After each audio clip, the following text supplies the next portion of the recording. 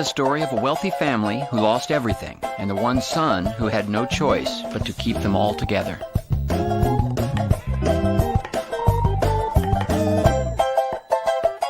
It's Arrested Development. Hello, everyone. Welcome to the stream. We got a full house today. I don't think we've ever had 5 people ever. Yes, we have. Even with a guest. With a guest? Not with a guest. Well, isn't he part of the I guess on stream. I wasn't talking about the old audio days with Adrian. Yeah, but hadn't Adrian been on the stream with us before? I don't think so. Maybe once. Yeah. Yeah, like early on. I think he Oh, popped okay. in. Go back in the archive. I don't even know if we were streaming it then. I think it was just like we were recording it and putting up pieces. Right. I don't remember. It's been such a long. It feels like we've been doing this for like a decade. Which I hope in a good way and not a bad way. Like, No. Well, I don't know. You told us. I guess Well- the subscribers will let you know. 17, 18, We're gonna start getting comments. End the show. We've been doing it for 7 guys. We've been doing it for 7 years. Yeah. So, So I mean, close crazy. to. well, on today's show, as you could see in the really cool thumbnail that I put together, we're gonna be talking about the Blue Beetle movie. Finally, now that the strikes are over, and now that it's on HBO Max and people can watch it, and now that I don't know, there's no other superheroes movies to watch. I guess the Marvels is out, but that one's still not out on streaming. So we'll get to that one when it's on streaming and it's easier for everybody to go watch it. If you really want to, though, I got 2 reviews on the channel for it, so make sure to go check that out. But before that, let's get into it. We're gonna get on. I'm gonna throw it to Josh, who was off being a good dad last weekend and didn't join us.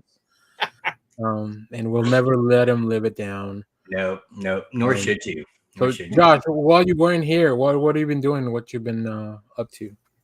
Let's see. So I'm way behind on my comics. I hadn't even gone to the shop this week. The only one I've read is Fantastic Four number 13, which I assume you guys talked about last week. No, you didn't? Oh shit. All right. Well, I got the Moon Knight cover because Whoa. yeah, it's pretty nice. I did not know that was available. Yeah. I don't know. My shop had it at least, but there has not been a bad issue of this run of Fantastic Four. Like it's just solid and fun. And this one has Dinosaur Doctor Doom and Doctor Doom fighting off against Dinosaur Thing and Thing. And that's all you need to know to go in and have a rollicking good time. It is great. Sold. Yeah, it's fantastic. It's so good. I did, as I went through my pile from 2 weeks ago, realize that, or I guess maybe last week, I just keep picking up more and more fun books. So Capwolf and Howling Commandos, haven't read it yet, but I'm excited for it. And just a bunch of other kind of random stuff. In terms of media that I've watched, 2 things. One is the family is watching Bad Sisters on Apple Plus, Apple TV. I don't know what it's called. My wife had already watched it, and she's a huge fan of it. So she finally said, "You guys have got to sit down and watch this." And if you've never seen it, anyone here seen it? Never I heard don't of even know it. what it is. Yeah. All right, don't watch anything about it. Just go in blind. It's great. It is really, really good. And I don't know the actor's name, but he always plays on a spectrum of at one end an asshole to at the other end a monster. If you watched the Netflix Dracula series that was by the same guy that created Sherlock, it's not Moffat, it's the other guy. Fuck. Anyway, he plays Dracula in it. And basically he plays the husband of one of 5 sisters in this show. And that's all I'm going to tell you. And it is amazing. It is really good. Yep, that's it. Cool. I mean, I like the people that I'm seeing on the screen. Yeah. Is that Laura Dern? No, I don't know any of the actors. They're all British or Irish. I think they're Irish, actually. Oh, okay. I do know. So the girl with the eye patch, I looked her up, and she did a voice in The Witcher 3. So, there's some kind of crossover between like voiceover work and acting. It's great. Again, just other than that image, go into it blind. It's really great. And then finally, it was my birthday 2 weeks ago. I think so. And on my birthday night, I told my family I want to watch Indiana Jones and the Dial of Destiny. Thank you, Leonard Kim. Yeah, see, he's Leonard Kim watches every Leonard Kim watches all the shows that we don't get to, so it's always good to see it in the chat. I feel like he has like an Ozymandias setup with a bunch of TVs, and so he's always watching something. We're like the third on the three. The architect setup on the Matrix. Yep. Yeah. See, I'm thinking that's what other people have. I just have that 80s black and white TV setup from the first season of Stargirl. That's what I've got. No, so for my birthday, I finally watched I'm assuming final Indiana Jones movie. But I really liked it. I really liked it. It was a lot of fun. I know there were the little bit I'd heard about it was people were like, there's a point in the movie that you're either it's going to turn you off, you're on board for. And honestly, when it happened, I don't want to spoil it for anyone that hasn't seen it, but when it happened, it felt way more in line with an Indiana Jones movie than in The Crystal Skull. I think The Crystal Skull had a moment like that, and it was so, again, it makes sense what The Crystal Skull was trying to do, but for an Indiana Jones film, it felt so out of character and out of tone that I think it turned a lot of people off, understandably. This one makes total sense. I mean, I was like, yeah, I'm here for this. So I will say it makes total sense in quotes. True. Oh. Hey, there you go. Woo, good job. I almost wish they had leaned even more into it. I agree. I that's a hard agree. I do agree with that. I feel like they could have done a bit more. Yeah. But it did. I feel like the way they did it, which I really liked, was the scales of it were just right. Because I felt like if there, not really a spoiler, because I'm not going to say what happened, but if there was a sense of controlling it, right, I think it would have thrown the whole thing off. And instead, it was more like it happened, and they have a little opportunity of time. Yep. Right, to like undo it or get back, and they do, and it felt like the scale was great. My only complaint about the movie, and this is not in any way because I thought she was great, but I feel like Phoebe Waller-Bridge was not used to her full potential in that movie. I feel like she could have done a lot more, and she did great with what she was given. And I love her and her short round, kind of relationship, which was really good.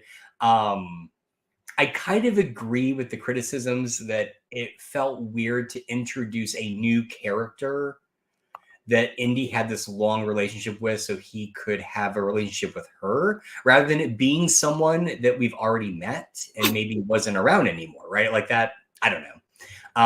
But anyway, I loved it. I thought it was great. I thought it was a fantastic send-off. If it hadn't ended the way that it did, I think I still would have been okay, right? I kind of felt like they were setting up an ending, and then they kind of twisted it on you right there at the last moment, which I was fine with.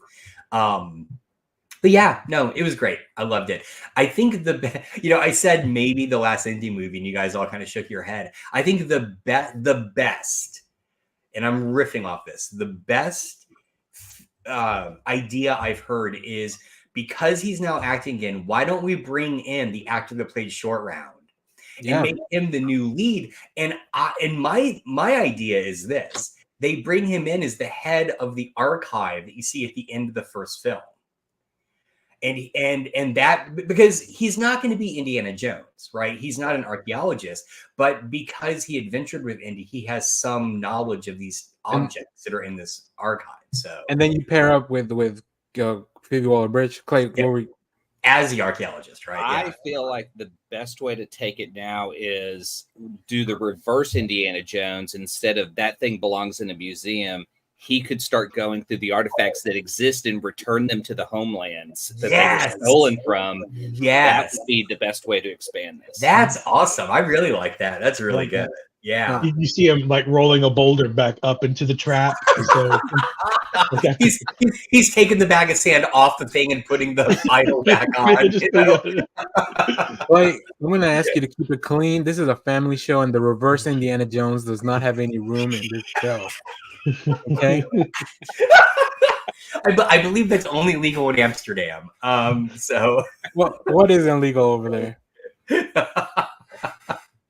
Oh my god! But that's it for me. Except for Blue Beetle, which we're going to talk about in a bit. Cool. All right, we'll go through a few more things. Clay, I'm gonna throw it back to you. I'm gonna throw it over to you. Okay, real quick. Mystery Science Theater is doing their Turkey Day marathon. It's still going, and they're doing it as a fundraiser for their. It's not Kickstarter anymore because they've done their own platform. So, like they've had 36 hours of free Mystery Science Theater trying to get the next season done. And at this moment, they're at about 64% funded. So it looks like they are not going to meet their goal. Yeah. And they've even reduced their budget by trying to find cuts and stuff. And it really sucks because I don't think that they're going to be able to do really what they had set out at the beginning. And I think this is the first time that they failed on a fundraiser. Josh, do you know? I think so. And so Joel sent that email out yesterday, the day after Thanksgiving. I think they were really hoping the Turkey Day Marathon was going to bump them up. But like Shelby and you pointed out, Wednesday, there was no way they were going to get there.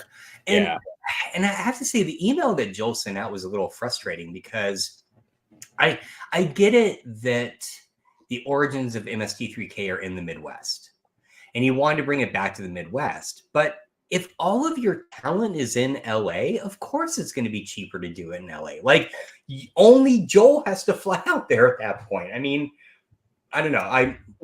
Part of it was too that they had moved in Pennsylvania closer to some of their prop makers. So they would have those physical things there. Yeah. And so, and plus some of the perks were to fly to Pennsylvania so that you could either do the puppet session or riff with Joel, or they had a lot of things in there. And granted, you know, if my lottery ticket came through, I would have executive produced and paid off the rest of the seasons just so I could be involved. But yeah, I mean, they give us so much. There's not a free station that you can't find Mystery Science Theater. Plus, you get YouTube for free, so people get a lot of free stuff. And then when I see that people donate, and then they're mad about the stuff they get, I'm like, this guy's doing it all on his own. Like it's not. This is not a huge business. It's a small bit that Joel owns that he's been trying to do, and now everyone's just kind of turned on him. And it really sucks because it's like for over 30 years, you've gotten Mystery Science Theater for free on tons of platforms. And now people are just bitching and whining about petty little bullshit. And it's like, I don't know. I don't understand it. I love it. You don't have to watch all the shows. Watch the ones you love. But I love Mystery Science Theater. And I really hope that somehow something comes through to save them for this next season, because I don't know what they're going to do.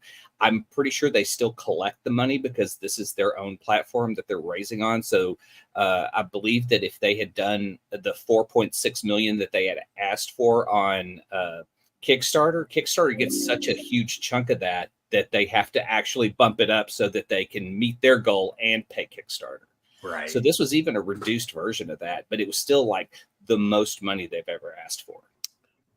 I'm surprised their YouTube channel has so little subscribers, and even the videos, like they have views in the thousands, but it's like I don't see anything that would be kind of like mind blowing for a show that's been around for so long. But I do wonder if it's because of, like Clay was saying, like I can turn on my Plex free streaming online channels and it's on there. You hop onto Pluto TV, it's on there. Like it's everywhere, which is good, but it also divides the audience, right? Yeah. And their stuff goes there pretty quick because I know the last season 13 you can already get on some of those free platforms. So really? I didn't know. Yeah, that. because I've seen some of the latest, Jonah and Sarah episodes on there. But I really hope they make their goal. I don't know if they will. And then my favorite thing in the world and probably this year was Doom Patrol. I finished Doom Patrol this week. Jesus, I love that show. It makes you cheer, it makes you cry, it makes you laugh. I don't know any other superhero. Like, I'm gonna put this as an S tier show, and I'm gonna say it's probably better than every Marvel series that's been done except maybe Daredevil or Loki. Oh wow. Except Daredevil Or Loki. Nope. I'm gonna say this. I'm kind of with Danny on this one. I feel like Loki's kind of up there too. I feel like they're also apples and oranges, right? Like they're all trying to do something a little different. Yeah. But if you had told me that before Max existed, DC Universe was going to do a faithful Doom Patrol TV show, So faithful, I would have said you're fucking insane, right? But they did. I mean, I've only seen season 1. By the end of that season, I was like, this is incredible. Like they really, really pulled it off. Yep. And yeah, it is out of DC stuff. I'm gonna say it's probably the best thing that they've done. Like, it is so comic accurate, and the stories hit, the emotion hits, the laughs hit. Like, by the time you're at the end of the show, you've been through their entire lives, and it is amazing what a great show that is. But yeah, if anyone hasn't finished Doom Patrol, and it's got me on a Doom Patrol kick, so I pulled all my books out. nice. So this is just the Grant Morrison run. And then Shelby's got the omnibus of the Rachel Pollack books. And I have a digital copy of the Silver Age omnibus that I've started. So I think I'm gonna do a full read of Doom Patrol from the very beginning. Wow. I just have to track down some hard to find books, which is going to be the John Byrne run of Doom Patrol that was about 2004. What? That's who followed Grant Morrison, John Byrne, and he undid all of this. Oh yeah, I'm sure he did. I can't imagine John Byrne having Danny the Street in anything. So. Exactly. And Danny the Street maybe. Yeah, they finished the series beautifully. And I mean, what's really cool is they not only did all the Grant Morrison stuff, but they added some Gerard Way stuff in there too. So if you've been reading the current Gerard Way Doom Patrol, you'll be excited to see who shows up in there. But yeah, that's what I've been watching. Nice. Cool. All right. Kyle, why don't you tell us about a few of the comics you have on this extent? Or maybe you don't want to talk about comics. There's a few other things. You pick. Let me see what I had on the list again. I read World's Finest number 21, which leads in the duo are in the Kingdom Come world, because a Thunder Boy, who was like who's to be the sidekick for Superman. Ooh. They're trying to find him, so they Flash helps them do the multiverse vibration, and they end up there. And they find an adult version of Thunder Boy, and he ends up attacking them. And then you find out later that the Superman and Batman of that world. It's sort of Kingdom Come, but not Kingdom Come. It's not the official Kingdom Come that we knew. It's like adjacent, because you find out at the end that Magog has taken over the world, has basically made all the superheroes his like minions or his followers and stuff. So, and it's just because Bruce is in his old, he's not crippled, and you actually get to see Nightwing there as like and stuff. So I've been reading this. I think it is the Kingdom Come world. It's just earlier than we know. That's why Bruce is still like not in the bodysuit. I think it's in an earlier timeline, because that was the big deal, that it was like Mark Waid returning to the world of Kingdom Come. So, but that's kind of how I read it. Maybe we'll see. I guess we'll have to wait and see how it comes out. Justice League versus Godzilla versus King Kong number 2. This one was good because you have Superman basically starts off with Superman, hey, but big guy, why don't you like leave the place? And he's trying to get Godzilla's attention, and Godzilla's not doing so. What does Superman do? He just punches first, and then Godzilla's like, oh, what's this little flea doing? So he hits Superman back, and the Justice League are all called in. So you've got a whole bunch of the Leaguers go to Gotham, because apparently all the Titans have been transported to their Earth. So Titan's attacking Gotham, one's attacking Themyscira, one's attacking Central City. So they split everybody up and bring all the second listers, all the sidekicks and everything. And then you have at one point where basically, Diana is flying with Oliver. And, cool. Yeah. Oh my God. It's flying with Oliver, and they say, hey, there's not supposed to be an island down here. And so she drops Oliver off. You check it out, and you realize the big jungle island. So you're like going, I wonder what ape's going to be on this island. So and then you realize that the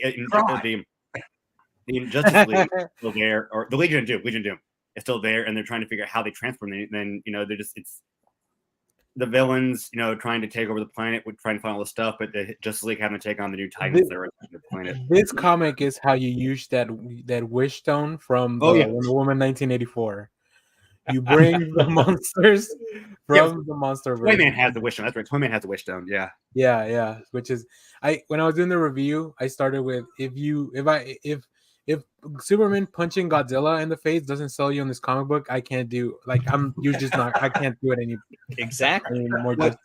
What's good though is Shazam shows up to help Superman near the end of the fight Godzilla. So I'm like, okay, so he's gonna blow also. It's cool. I like the way they split up too. Of course, the whatever bat-looking Titan shows up in Gotham because that's where the Bat family is. Now I want that Grodd versus Kong book. That would be awesome. Yeah, I know, right? That's gonna be a quick fight. I'll tell you that. Can you imagine if somehow Kong outsmarts Grodd? Wouldn't that be funny? Yeah. Now the Ultra Humanite, maybe he can control Grodd or Kong. Well, we know Kong isn't a dumbass. I mean, watching the movies, he's a pretty smart individual, monster. So it's like, he wears that mortarboard all the time. You're supposed to think he's smart. Give it one more thing. That's a joke only for me. You're welcome. Let me see. Nightwing. No, not we do. It's hard to pick. You got a good list. Avengers Inc. 2 and 3. Ooh. Do you guys talk about number? I talked about 1 when it came out. So this is where we have it's sort of like the PI Avengers PI. It'd almost be a little bit because you have the Wasp who is working with Whirlwind, who was killed, but now has like a shard in his head as a jewel, and is going by the name Victor Shade. And so they're trying to find out to do crimes or mysteries dealing with the villains. And so the second issue has Janet calling in the actual Victor Shades. You have Whirlwind and Vision kind of conversing. And the next one has to do with I love this one. Number 3 has to do with Janet and Victor trying to find out what happened to the Enforcer. So they basically get called in by Jane Foster, Valkyrie, and they're in Asgardia, and they're trying to figure out what happened to the Enforcer. So it's a fun little book. It's I don't know.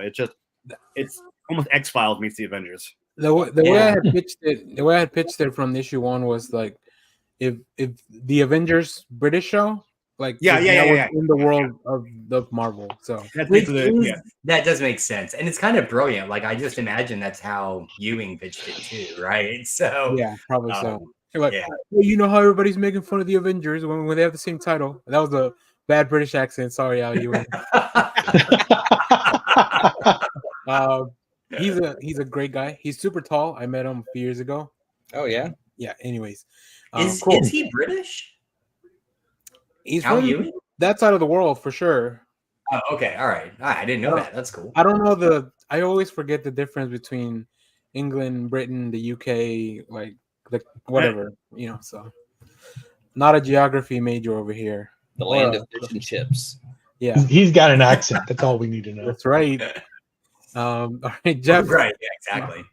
Why don't you give us a couple of things that you've been doing this week? I read, this is issue number 5 of this Green Lantern series. I love this series. This series is great. The artwork in it is fantastic. It's all Hal Jordan. Okay, yeah. But it's like Top Gun because he's full on fighter pilot working with Carol and stuff. It's just great. It's there's a lot of cool mystery. Yeah, there's a lot of cool mystery because you don't know why he has his powers, but he can't leave Earth. And there's a lot going on. Sinestro is this main bad guy again, I guess. And there's a cool twist at the end of this particular episode where he's been facing off against Sinestro, and Hal feels like he's, done his hero's duty and he's caught the bad guy, and then the twist happens, leading into what I think this is a miniseries. I think it goes 6 issues. No. It's not. It's ongoing, I thought. They've already Is it announced ongoing? Okay. by issue 8, we're going to get the return of Kyle Rayner. Oh, awesome. Yeah. Well, that's good because Really? I love Yes, man. Kyle. I am that age to love Kyle. No, same here. He's my Green Lantern. Same here. Yeah. I also picked up Outsiders. I have not picked up anything from this week's pull, so this is from a couple of weeks ago. This one's good. Yeah, I'm really intrigued by this because it is kind of a backdoor to Planetary, like a Planetary relaunch. It seems like. Oh, really? That's interesting. Yeah, it's Luke Fox. He's all dressed in white, just like I can't remember his name, Snow from Planetary.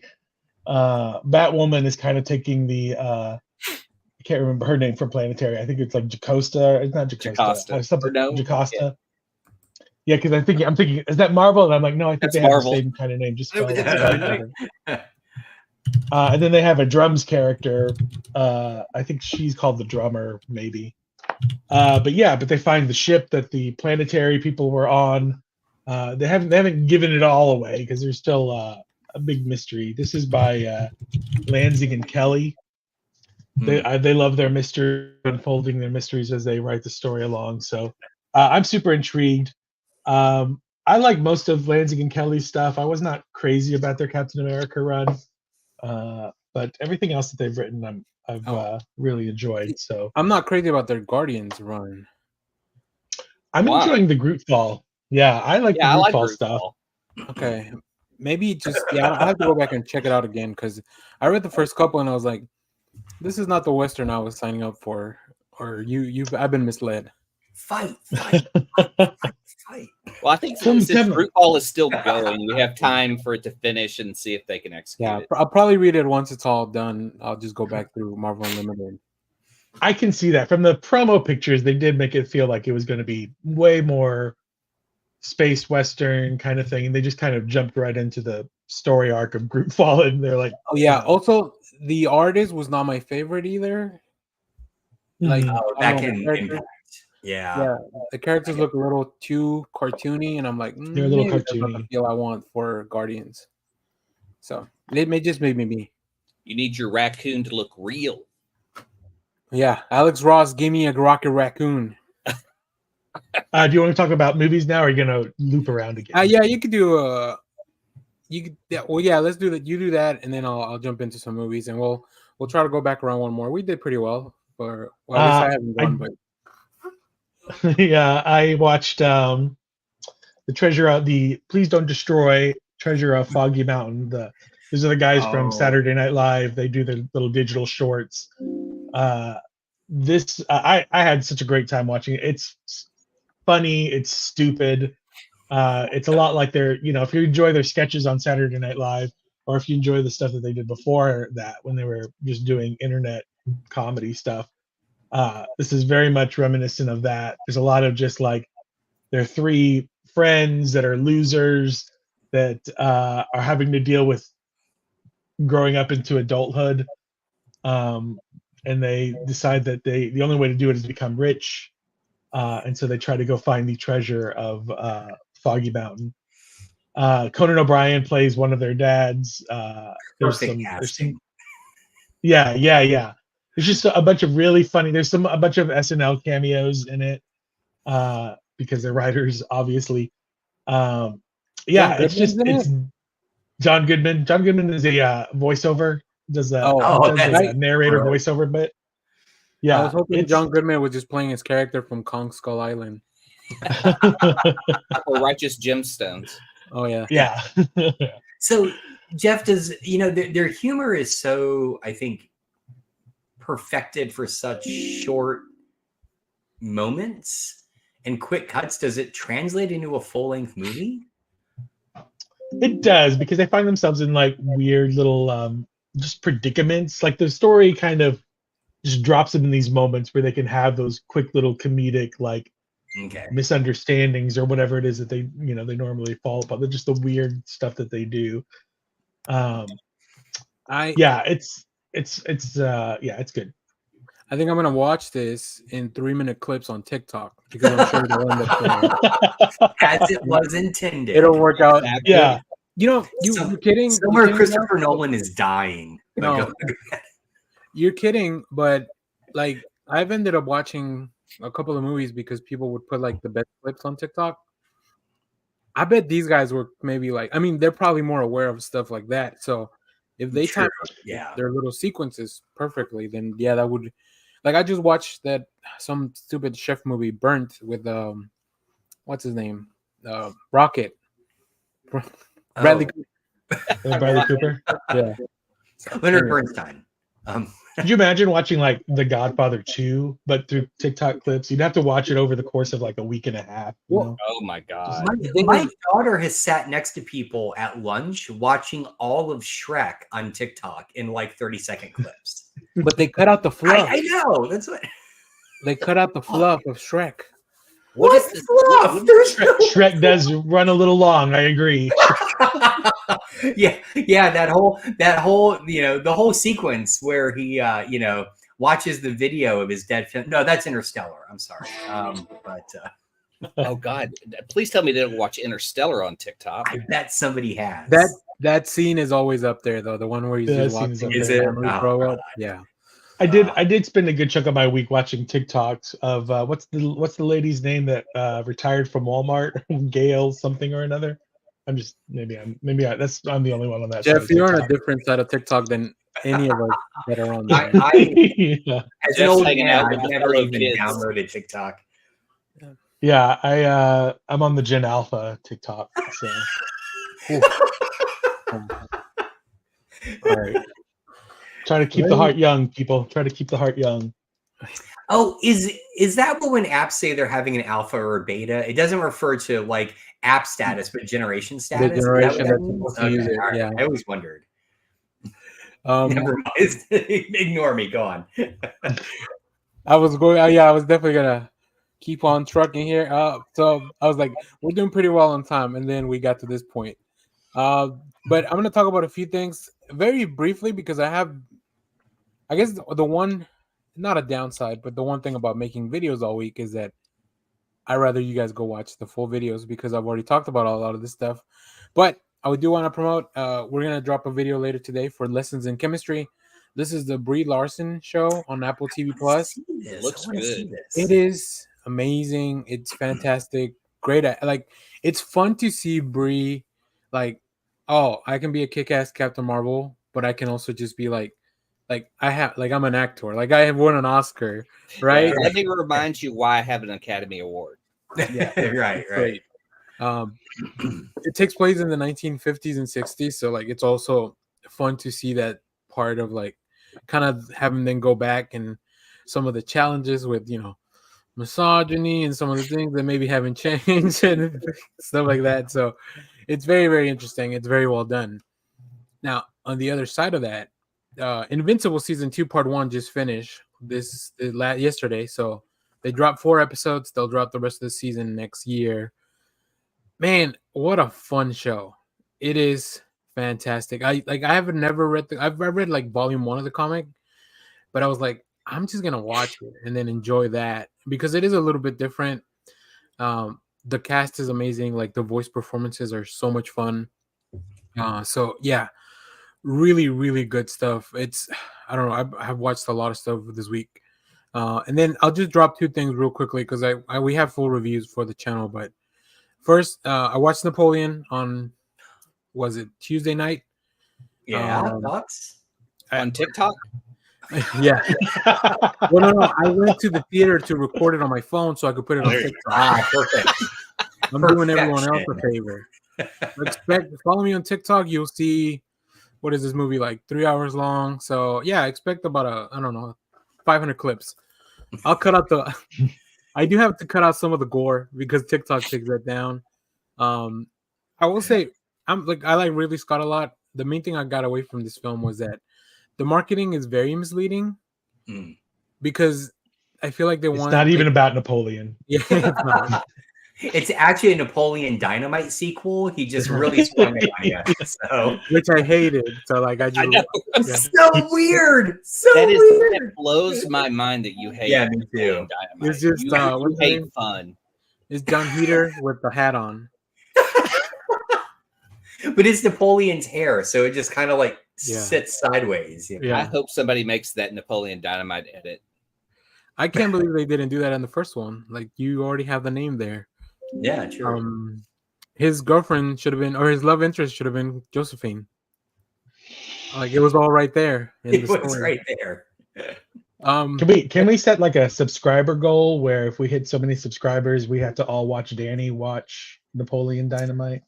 I like this I idea. think Jeff. we've done something like that where I think I said it. I thought we said it 10,000, right? Didn't we say 10,000? Wow, I feel like the number just went way up. We broke 4,000. I still haven't watched the American Old Boy. I need to watch. Yeah. What was that, Kyle? Yeah. It was right. We only did it for 4,000. Maybe at 5,000. We're kind of halfway there. So get to it, subscribers, and then maybe I'll watch it. Well, I've seen enough of Napoleon Dynamite to know that I was not going to enjoy that film. It's not that I've never seen it, but maybe we'll have to give it a second shot. But back to the other Napoleon, it's kind of marketed like, "Hey, did you like Gladiator? Because that movie's kind of badass. Like, come watch this other movie because I think this one's also going to be badass." But the thing is, Napoleon was kind of I'm not going to say incompetent. He was kind of petulant, and that gets really it's really brought into the screen. Like it's Joaquin Phoenix can play that character, which very similar to his character in Gladiator. Yeah, very The much problem- like Commodus. Yeah, Yeah, just that he doesn't have a foil in Napoleon because it's Napoleon. But it's still a very good movie. Like all the battles, like some of the biggest battles shot on film apparently.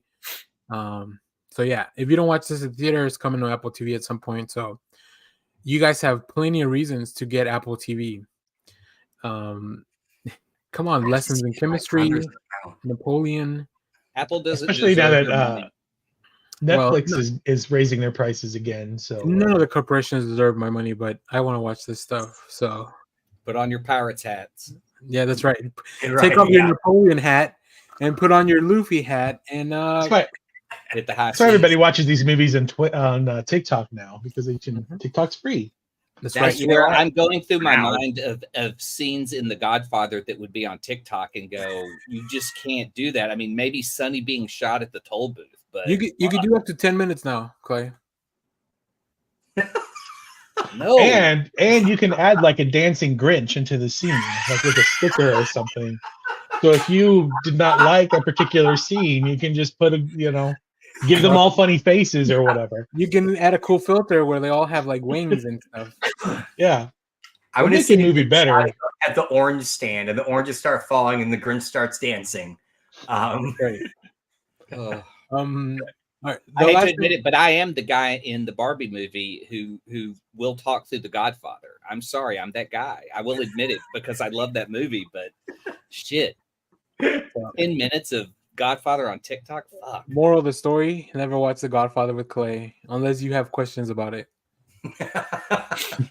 All right. The last thing I'll say is Saltburn is one of the weirdest films I've seen this year, but it was fantastic. I got also a review for that on the channel. It's shot in 4:3, which was surprising.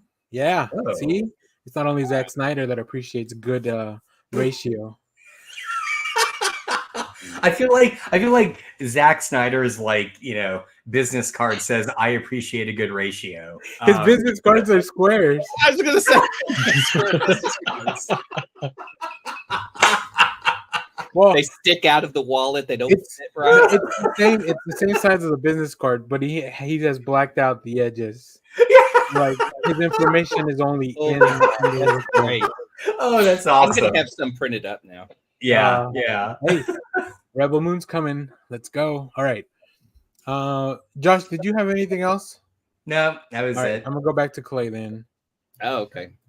I mean, because I finished Doom Patrol, I jumped into some of the comics. I finished the Gerard Way first 6 issues of his run, which is fantastic. Nick Darrington art is so beautiful. Like, I love him on that book. Like, Richard Case is really the OG Doom Patrol artist for me because of his run with Grant Morrison.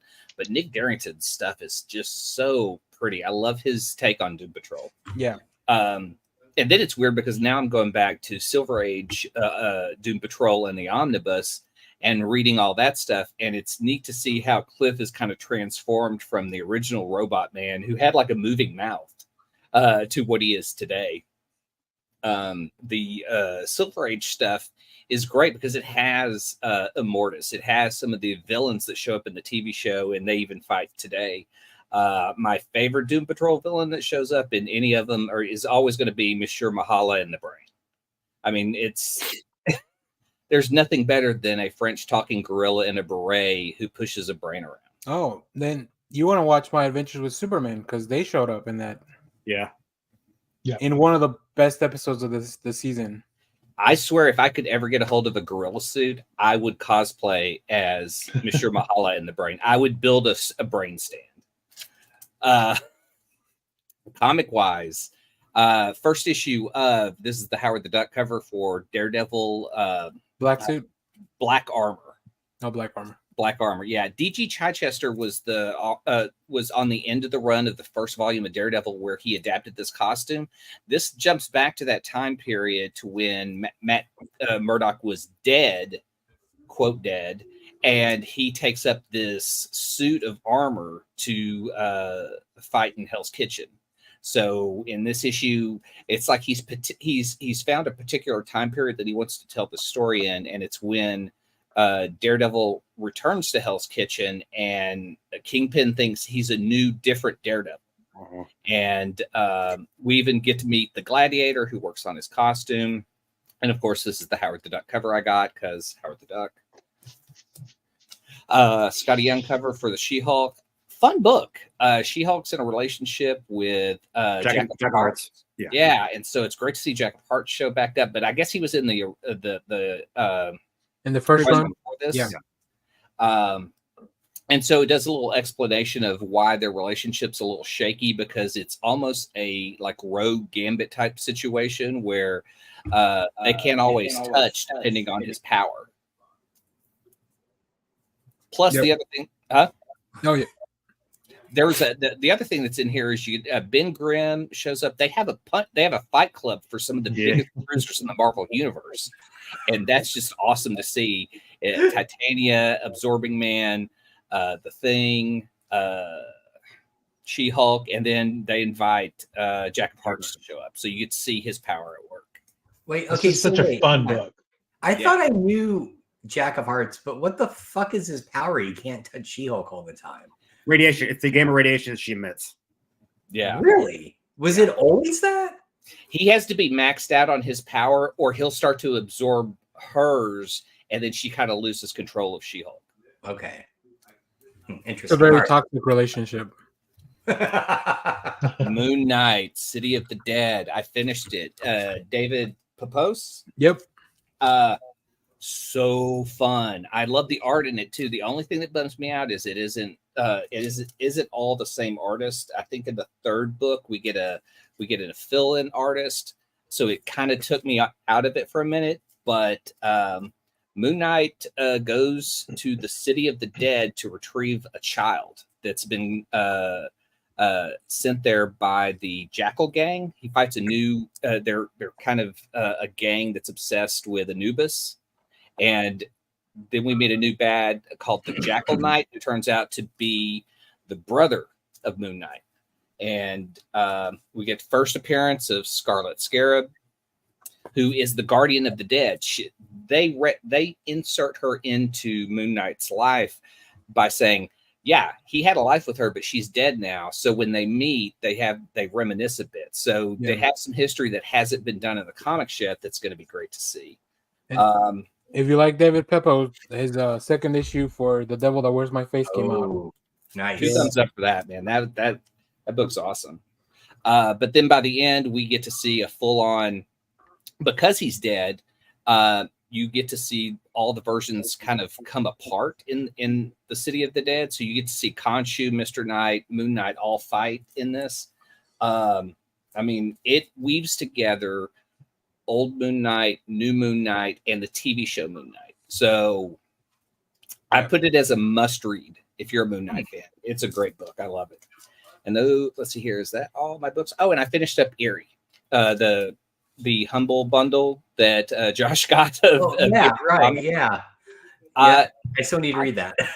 It's amazing that Frank Franzetta was like a staff artist. That is nuts. That is absolutely insane. Nuts. Yeah, it's just wild, but it's like so great when you get to go through these books and you find artists who are doing their early stuff and doing these short stories for Eerie, and it's fantastic. I just love the old anthologies, the eerie, creepy, early magazine publications, because you're getting to see a lot of people like learning their storytelling craft. Some editor was just like, "Yeah, put that Frazetta kid on backgrounds or something." I think I did buy the creepy one too, so I can upload all those. Nice. Yeah. Cool. Let me double check. All right, Kyle, let's go back to you to talk about a few more things. Do you want to? Yeah. Started watching the Scott Pilgrim anime, which is good, but it's not what everybody thinks. It's not a remake of. Don't spoil anything for me, because I've heard what you just said. It's not what you think it is. Yeah, I mean, even that first episode, it's just like to throw everything you know about the movie, the book, out the window, and it's a what if or this. We now have a Scott Pilgrim multiverse. It's just a whole different thing with the series. So that's interesting because the marketing was really leaning into like, hey, you remember that scene from the movie you like? Yeah, here's the same scene animated. Yeah, the advertising totally led you off from what it was supposed to be. I mean, I heard I was supposed to do a podcast with Brian Lee O'Malley, and they even talked about how I was trying to figure out how, like he even mentions, I was trying to figure out how I can make it something different and fresh. They even says, don't if you think it's what you think it is, don't. It's just totally different. Nice. Also, because Jeff started watching, I know it was we're about that time, started watching some Hallmark movies. So I watched one called Christmas Vintage yesterday, which deals with a small, like I want to say like a small, supposed to be like a small town. It's probably shot in Canada, but like a small town in Pittsburgh or like the upper East Coast, Vancouver. Yeah, probably shot in Vancouver, but takes place, like Virginia or some small town where they have. There's like strangely a lot of French speakers and people that go A. No, nobody there. But so this one family, basically the older daughter has gone off. The mother had passed away, and so kind of the family's a little split. Oldest daughter has become a flight attendant and has gone away, and so the younger daughter is helping the dad run the winery. There you go. And then the guy right there, him and his stepbrother are trying to do another winery, and they're in competition. The only problem is the younger stepbrother from doing the picture there is in love with the younger sister for the other winery, and they can't be together because the two brothers have it in the clause that if we fall in love, which could really hurt the business, we can terminate you out of the business. And so they call the older sister back in to try to help get the older brother to kind of mellow out and maybe fall in love, so that way the other two can be together. And so it's just typical Hallmark kind of Shakespeare's rolling over in his grave. Yeah, that's what I was thinking. I should have never wrote Romeo and Juliet. Nobody dies. Damn, I need to get AI to create some Hallmark scripts for me so I can just send them in. Do they both drink poisoned wine at the end? No. That'd be apropos. And the half the story is like apparently you find out that like the dad was the one in charge of like growing the grapes and running the business, but the mom was the one who did all the winemaking. And the older sister is realizing I can make the wine, and we need to apparently the town there's this competition for the wine blend they're going to make. And the sister's like, we need to change. And he goes, no, we can't, because that's the last thing I have of your mother. And so she is trying to find that. You're trying to get her just like, we got to change this if you want to win, and we got to upgrade. We got to evolve a little bit, And so it's kind of animosity between the father and the daughter. And then, is it a Christmas wine competition? Yeah, of course. Yeah. I love the premise in a lot of these films that for whatever reason, the town's never been introduced to like current technology. It has. Like the older brother, like he has like the up to date, like he likes to be involved. Like he even talks about like they walk through the winery at one point. I'm thinking back when my days of working at the brewery, like he's like trying. He's explaining like he's even on his computer using technology to keep like everything down. It's just the father doesn't, you know, and that's the other. The father has been so great to the goal competition. It's just he doesn't want to involve, like he doesn't want to change anything because he doesn't want to lose any little bit he has of his wife. So they should have been they should have been cider breweries instead of wine. Instead of wine. For the holiday. I look forward to the eventual Hallmark movie that is about the couple from two competing families that own heritage only fan accounts, and then they fall in love, right? Already been done. Already been done. Already been done. Yeah, that's the Hallmark movie parody XXX. No, I mean I watched one last year where it was two competing families who. Oh no, I guess. Let me phrase that. Two families who run Jewish delis. That's what I'm saying. It's always competing families. No, and this is funny. It had the main actor and it was Schlott, Toyman's son from Supergirl. Oh, I don't know. That's a real deep cut. I don't know. Yeah, that is a deep cut. Wow. No, hold on. Like, I know Toyman was in there. I don't know. No. He played. Hold on. He was in the first 5 seasons. He was Oh, he was Will. Will. Yeah. Okay. Will. Okay. Good shot. I forgot that was a reveal that he was Toyman's kid. Yeah. And he went to the future, joined the Legion, and became Toyman in the future. That's right. Yeah, he was the main actor. That's why I was like, okay, I'll check this out. Okay, that's half the fun in those Hallmark movies is that you see these actors and you're like, where have I seen that person before? Exactly. Clay? I got to drop my favorite Hallmark movie of all time is A Dream of Christmas, because this is when Shelby and I first started getting hooked on Hallmark movies, because this woman she's got a busy life with her husband and her kids and a job. And so she meets an angel played by Cindy Williams and makes a wish for Christmas, and it wishes her family away. And so she's single for the holiday. Oh like God. Her kids are gone and she never has a breakdown or say like, I really miss my kids, or like I miss my family. Like it's just really weird because like her kids just disappear and she's like, oh, it just shrugs it off and then goes chasing this dude who was her husband. I will say, just from Googling all these kind of back to back, all these posters look the same. I could not tell the actors. Yeah. I know we joke about all white people look the same. Like all these actors just kind of blend into one mush of like. Well, it's Saturday Night Live calls it Canadian handsome. We got to play the SNL Hallmark sketch because that's like one of the funniest sketches. We'll see. Last time I played SNL, they blocked the whole stream, so I had to. Oh God, really? Jeez. All right. Well, speaking of Lord Christmas, Michaels. Yes. Speaking of Christmas movies, Jeff, you got a couple more things? I do. I watched. So my Christmas movie this week was not a Hallmark, but I found it on Hulu. It's actually a Mara Vista Christmas movie called A Christmas Movie Christmas, about these two sisters who are just living their normal lives, and then one makes a wish to a street Santa that she just wants that perfect Christmas, that Christmas movie Christmas, and then she and her sister wake up in a Christmas town.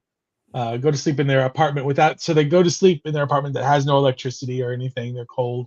And they wake up in their Graham's house, not their actual Graham's house, but just a Graham's house, are served pancakes first thing in the morning. So they have their like 5 minutes of freak out before they figure out what's finally happening. Okay. Yeah, those are the two sisters. Is that Haley Atwell? No. Okay. No. It looks like her. Sorry, Jeff. Go on. That's just a Canadian Haley Atwell. They wake up in this perfect little Christmas town where they get free cookies and hot cocoa. The one sister who's very excited to be in the Christmas town, she has to save the Christmas village gathering for that year or whatever, because the small town may not be able to pull it off. Her older sister, who did not wish to be in the Christmas town, is just kind of along for the ride and is a little upset that she's just along for the ride. But she finds her handsome man who tries to woo her. Her real city life, she kept going out with jerks, never gave nice guys the time of day. So this guy is like the complete opposite of what she's used to, almost to a creepy extent. But it seems like a movie that was written for maybe some bigger stars, because there's some moments that are genuinely funny. That are that call out like what happens in these movies, kind of thing. And it could have gone real bad real fast. Yeah. But it kind of just soars right above that, like, this is not good line. So like that was kind of a funny joke. That was kind of like, whatever. Yeah. Mara Vista does kind of elevate their stuff like half a rung up the ladder from the Hallmark movies. So. I remember this. I've seen it, and it's pretty good because the two actresses are very self-aware that they're in a Hallmark movie. Yeah. And the choices they make throughout, just to see if that plot follows. Mm-hmm.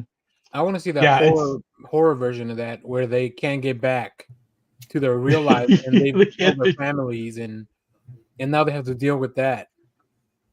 The other show I watched, and I'll just talk about this real quickly, was there's a new version of NCIS. I saw this. NCIS Sydney. Of course you did, Kyle. Oh Yeah. my god! Wow. I'm not sure. I don't really watch these shows very often. I'm very upset. I'm very upset that there's no kangaroo in it. I'm 100% convinced that if this show had come out in the 80s, one of the detectives would be a kangaroo, like a talking kangaroo. Yes. And talking robot kangaroo. A talking robot kangaroo. Yes. Is that Jim the premise? Huh? No, it's 100%. You can tell that the casting director was like, I want somebody that looks like Jim Gaffigan. And it's just this guy. It's this Australian guy. Australian Jim Gaffigan. He 100% looks like Jim Gaffigan. God, he and everybody is so stereotypical along this. Yeah, everybody is just. You can tell like the one on the is a nerdy computer girl. I can tell the tech person. Yeah. Yeah. And then Jim Gaffigan is kind of sort of the comic relief, sort of a little bit. He's the ducky. Yeah. That means nothing to everybody that doesn't watch these shows. He's the guy. He's not mortician, but he's the what do you call it? Okay, yeah. Medical examiner. Yeah. Okay. Yeah. So I'm upset that there's no talking kangaroo. I'm upset there's no boomerangs. They do make reference that Australia, like they can't, like the Americans cannot carry their weapons. Yeah. They can't carry their guns, except for in one scene where they needed them. They did have them all on them. But I was like, it would have been so cool if they'd been like, you have to use these boomerangs. That's what we do in Australia. And if they kind of gone around and knocked the someone brought a knife and go, that's not a knife. This is a knife. One could have been a crocodile. Like they went wrong on this. They went to all our Australian viewers. This is all we know. We're dumb Americans. This is what we want. This is what exactly. It's not imposters. I want a fake kangaroo that one of them leaps out of to surprise the villains. This is what I want out of NCIS Sydney. Yeah. What a weird. They all go to the bar after the case is solved. They all go to the bar inside the kangaroo's pouch. Now I just want to start a bar called the Kangaroo's Pouch. The Kangaroo's Pouch. Where everybody knows your name. How are there 5 NCIS shows? There's only 3 right now. There's a lot of places where we need some Navy help. There's only 3 right now. There's LA and New Orleans have already finished. It's weird though because it is a naval corps thing, right? So like, how is that like all over the world? How is that in a different country? Like, it makes sense for like Australia, and I don't remember. No. It's basically like so. They even what they even say. I guess it's in real life, but I guess what they do in this show is there's even like they have NCIS agents who are stationed like they'll have one agent stationed on actual naval ships. So what happens is a Navy sailor ends up dying, and so they transport the new girl and her sidekick down there, and now they're working with the Australian police to have a new like team down there to take on some crime. Apparently, there's like a terrorist group that's invaded in Australia, and they need somebody to help track them down and stop what's going to happen. So, Oh, blimey. I want there to be. Where's the NCIS Boise? Like, where's the inland NCIS? no water, no water. NCIS Yeah. Wichita Yes. Falls. In NCIS Columbus, I'm saying Ohio has some very, very scary history of murder. So. But it has to connect to the actual. Drew Carey gets back into acting, and NCIS. We'll get there any way we Columbus. can by boat. I tried to see if there was like a documentary on NCIS so we could see like what they really deal with. And Google says people also ask, is NCIS a documentary? No. Yes, And then you if know it is, that, thanks right? for asking, Google. Yes, All it right. is. All right, before we move on to our main topic, I do want to just kind of show you guys a few of the comics that I got this week. This week I bought them by the pound instead, so it was a lot easier. Maybe I'll do a whole thing where we just kind of look at all of them, but real quick, I picked up Nightwing. Very cool. Batman Off-World kicked off this week. We talked about it a little bit. That was my recommendation. Jason Aaron, Doug Mankey. Yeah. I didn't get my Scotty Young cover of it, so I didn't get it. Wonder Woman continues to be amazing. Like Tom King just really knows what he's doing. And there's a little backup story by Belen Ortega, who like where you actually get to see like the first appearance of Trinity and like how that's playing out. Hack Slash. I'm gonna keep reading this because it's fucking good, really good. And then it was local comic book day. Look, all those variants were out. I don't know what local comic book shop like why they get variants. Jeff, you might have some insight into this. I don't, but they did a variant for Dracula, so I picked it up. Nice. Is this it?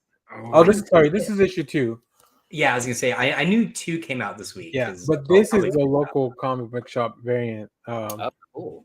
of Dracula #1. So they'll have these little like the little thing in the back or whatever, the little local comic shop day. I don't know why those exist.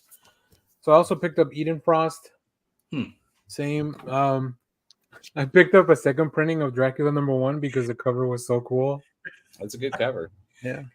Is then the floor underneath your office there about to crack? I feel like you have Actually, I built the tunnel so the comics are actually holding up my house now. fantastic. It's They're smart. pylons. This is good. Yeah. He's got the pier and beam house, but the I'm piers doing, are comic boxes. Right. I'm doing the Ocean's 11 thing where I'm racing up my house with comic boxes. They reprinted Black Science #1, so I had to pick it up. Maybe we'll talk about Black Science. We got all the volumes, like Image sent us to review. Oh, nice. Okay. And Yeah, I'm gonna read them. we get to the shinies. Zawa, My eyes. the Zawa foil for local comic shop variant. And it's a Scotty Young cover. Yeah. Power Rangers Academy. Awesome. And then Berserk Fallen Empire. This book actually comes out this week, but they had the variant, so I picked it up. Oh, that's a beautiful cover, except for the shine. I know you can't see it. It looks even better in person. This one's going to be even worse because you can't see it at all, probably. This is the Something's Killing the Children #34. Oh, But these are That all was very hard to see. these are all those types of variants. That's why I picked them up. That's cool. And then, in a very interesting move, the red light one is censored, so I haven't opened it. So maybe I'll open these at the end of the stream in case we get kicked off. Oh yeah.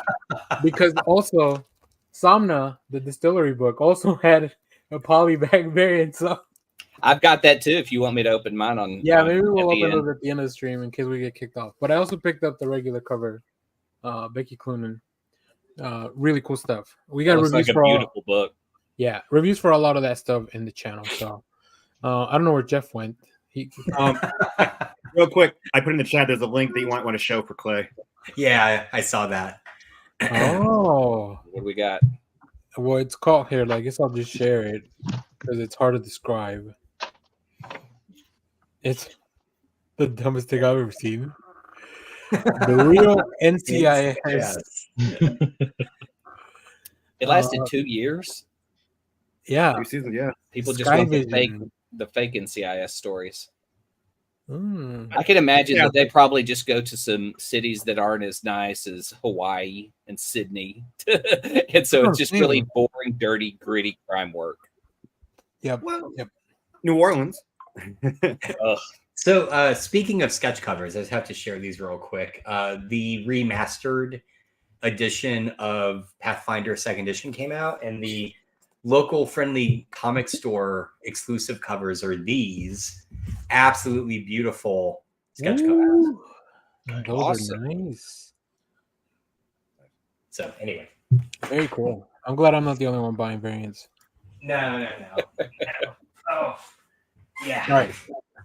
Before we move on to our main topic, we have our review for the week. So we're gonna talk about a little book that I should have set up already. I guess it's hard because I was the last one talking. So if you bear with me a moment, I tried to give you. Did you guys watch the Thanksgiving Day parade? A little bit. Like a few minutes, and then I switched over to MST3K. I just want to see Luffy. Yeah, I'd be curious to. I did see. I watched it for share because I also watched the Dallas Cowboy halftime show for Dolly, which was fantastic. Jolene, man, I can't believe she's still just rocking it, like kicking it. It's incredible. I'm glad we got Dolly, and because whatever Detroit got, like, it was just not a very good show.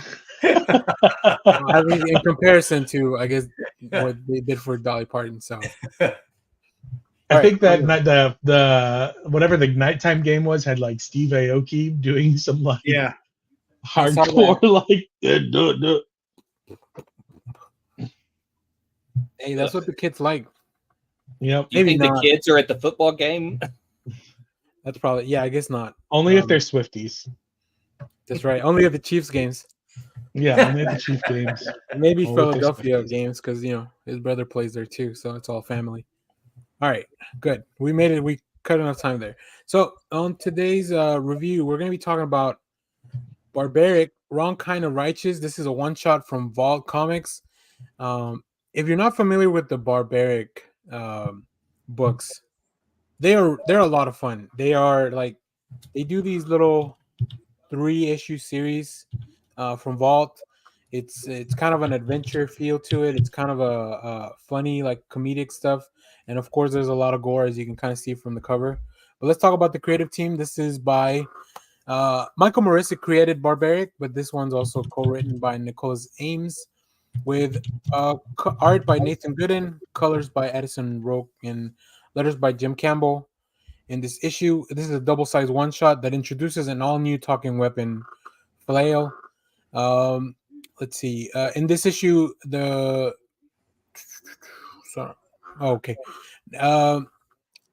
tells the tale of Sir Boris the Righteous, a paladin, and his trusty talking flail, as he enlists the help of Owen. Owen's our main character with the axe. On his noble path, there will be virtuous bloodshed. There will be a wailing protest. There will be 2 talking weapons, and there will be wyvern burgers served, for better or worse, with pickles. So, like I said, this book doesn't take itself too seriously, which I appreciate. But Jeff, what did you think of this one shot? Because you've been reading the other series as well, right? Yeah, I've been reading Barbaric since the 2nd series. I had to go back and track down the 1st series. I love Barbaric. Michael Morici, what's his name? Morici.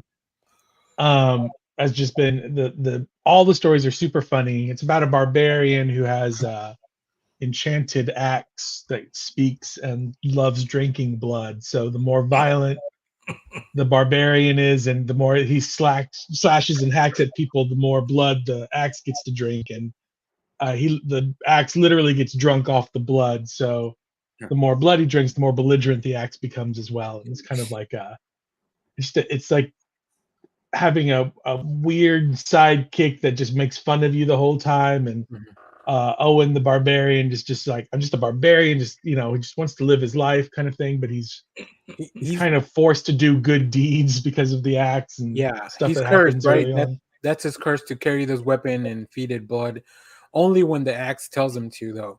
So the axe can kind of tell if you're like up to no good, and that's kind of where Owen steps in. So he can't just kill anyone that he wants. It has to be prompted by the axe.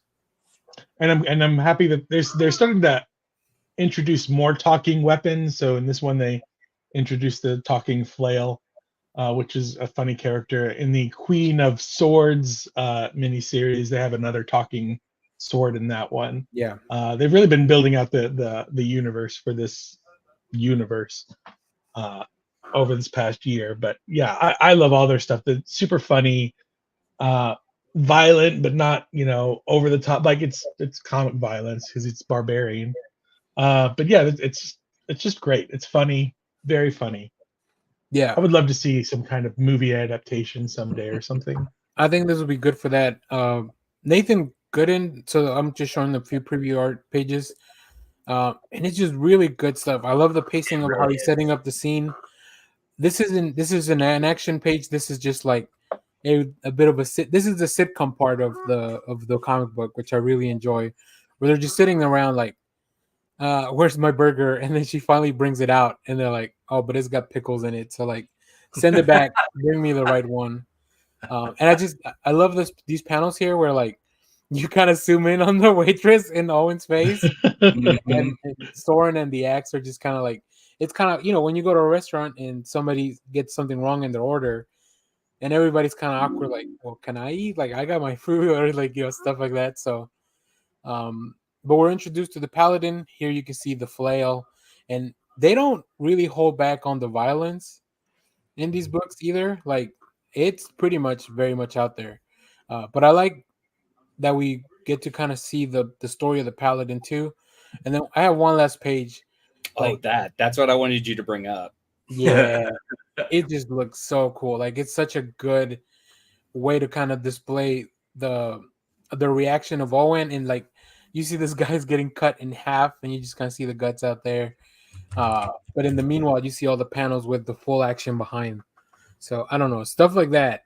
This is one of the things that comics can do that I don't know how you would display that in another medium if you were to adapt this. So I really enjoyed this one shot. It's really fun. And it's pretty interesting. This comes out this week. Sorry? This comes out this week. This will be out on Wednesday, yeah. So you should be able to pick this up this week. That's great. And you should be able to go back and pick up, I think there's 3 different volumes of Barbaric. Looking them up now. Yeah. Highly recommend it. It's a cool stuff. So any final thoughts on this, Jeff? Go buy it. That's what I would say. The artwork is fantastic. It's a great story.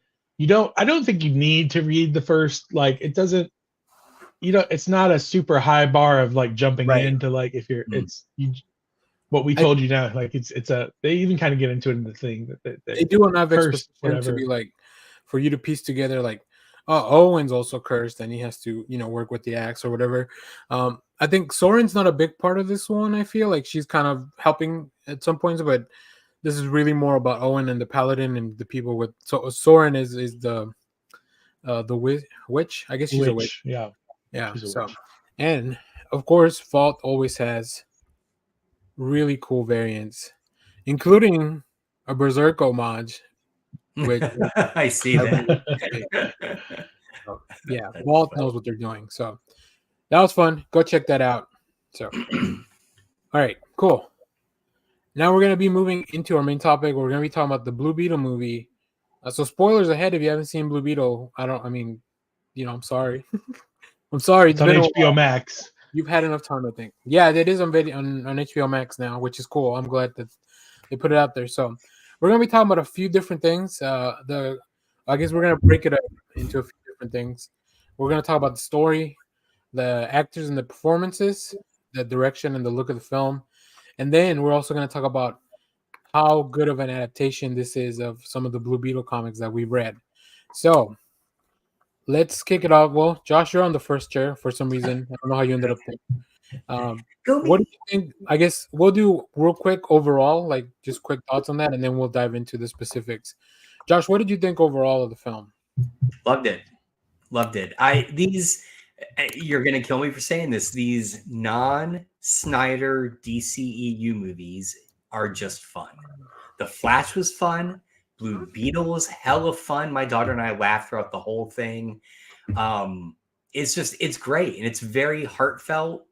I like the way that they invert the trope of a standard superhero movie that is all about the secret identity. And in this one, it's just like, nope, his whole family knows, and they're the reason he's a good superhero. Yeah. And I loved it. It was great. It was a great time. I really, really hope, because I know it didn't do great, I think, box office, but I hope it does well on streaming, that they do another one, because I think that cast deserves it. Yeah. And I want to see Ted Cord. So, but anyway, yeah, loved it. It was, yeah, exactly. Oh. Nice. Here's Ted Cord. Thank you. Woo, I'm good. We'll go to Kyle next. Kyle, any thoughts? I haven't seen it. So I know. So you said you haven't seen it, but what have you heard? Everything I've heard is good. It's like the only thing bad about it was the fact that it did not get the advertising that it deserved. Like it was like Shazam. Like the second Shazam, I thought was awesome, but yet it did not get the advertising or announcement that it needed to. That's why everyone's like saying it's such low budget film. It's like, you guys aren't doing shit to advertise your film. You're hurting yourself. It's like, right. And I know the actor, as I've seen, like I've seen all 5 seasons of Cobra Kai, so I know he was when I heard he was cast as Jaime, I was like, okay, I'm in for this 100%. Cool. Jeff, what about you? I super enjoyed it. I liked it a lot. Way better than the Snyder stuff. You're right on there, Josh. Oh, yeah. Daniel, I'm just kidding. I'm kidding. He's out. He's out. All right, no, you're He's done. Here you guys. Want to pull it? I can't do the Bernie. I know, I don't have it. I need to get a second copy for it. Well, it's a staple. It's in my room, not in the garage. Oh man. Yeah, I thought it was super fun. It's the acting was great. Yeah, just to keep it general and quick. Yeah, I really enjoyed it. Super fun. Clay? I loved it. I mean, it had all the great beats. It had the main thing, like Josh said, is the identity thing. Is it just throws it out the window. It makes the family aware. You see his transformation with the family, so they go through everything with him. Everything else in there we've seen in other movies, but they make the right choices in the way that this is laid out. Yeah. I mean, you're gonna like the half mask. We've seen, Spider-Man and Tony Stark, just so you can see the acting. Mm-hmm. The way that they did with Hayden Christensen in the Obi-Wan show. Once you take that helmet off, you could see the actor, so he can act, and that's what really made the ending work. I mean, you've got there it is. Nice. Ted. I gotta track that down. I love that they kind of that they do tie in even the OG pre-DC Blue Beetle is referenced. Golden Age. Yeah. So cool that they really knew their history. And even though it's not in El Paso, he does live on El Paso Street. Like all the little details were great. The color scheme and aesthetics of the neon, purple, blue, all kind of together is just really neat. Like I'm trying to think of anything bad about it, and it's just that not enough eyes got on it. And I hope that this gets a chance in James Gunn's universe. Yeah, same. Yeah, I mean, I agree with all you guys. I love this film. It was really fun. I obviously I'm part of an audience that can relate a lot more to a lot of the stuff that's happening on screen, which is good. It's great, Yeah. One of the things I noticed was because it was Thanksgiving and we went to see, we all got together as a family, and you get to see the little nephews. Every time George Lopez called Jaime Cabezon, that's what we call the kids, because kids are, when they're little, that means big head. And when kids are little, they have big heads, so we just call them big, so I call all my little nephews the same thing. So it's just that, the music on this, oh man, every single song was something that I've heard just kind of growing up all throughout. So Motley Crue. I did watch this with so listen. As part of growing up is me visiting some less reputable joints, and Motley Crue, specifically that song, is something that would be on heavy rotation on the playlist. All right, let's move into the story specifically. So if you guys want to maybe mention some of your favorite beats, and we'll just kind of go around. So we'll go back to Josh. Well, I was just gonna say, I mean, not beats per se, but to me, the mark of a great movie with good world building and characters that you're invested in is when there are plot holes and you just don't care, right? So like they're kind of, and these are super minor. I'm not being nitpicky because I really didn't care.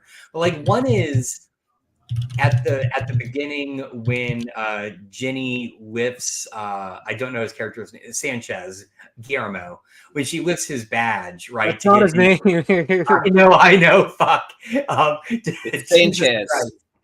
I really like Jamie. No, anyway, when she lifts his badge to get into his lab, how does he get back in later?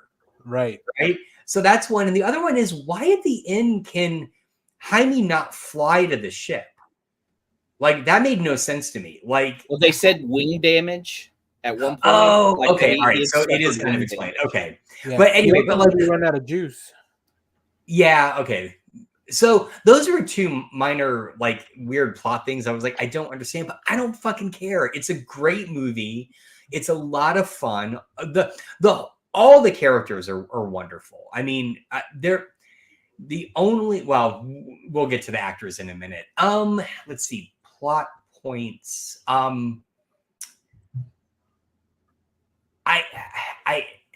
really like the fact that the Scarab picks Jaime, but there's never any backstory to it. There's never any, oh, it's because of this, or this, right? It's more just like it chooses him, and then the two of them have to figure it out together. Yeah. And I really like the end point where it comes back around and says, you're not a killer, right? And it just like, it's like at that point you realize they've meshed, like the two of them have become one. And it was a beautiful way to kind of bring that back around. So yeah. Now, Kyle, I know you like all things, you read the Wikipedia for this. Yeah. I know the story's pretty simple and straightforward, but what did you think of just like the overall summary when you looked at it? I thought it was interesting. Like, I'm glad they actually, I think Clay was saying, like, the fact they they bring in the whole lineage of the Blue Beetle, and here he goes. No, I'm here. Okay. They mentioned Ted, they mentioned Dan, the original whole thing, like how, and they mentioned how the Scarab worked and gave Dan, or that's how it worked in the comic books. It gave him superhuman powers, but when Ted got it, he didn't. That's why he made all the, the technology and everything. I like the fact that, like, even like the villain is based on, what was it? Not Brother Victoria. Yeah. Oh, Omac.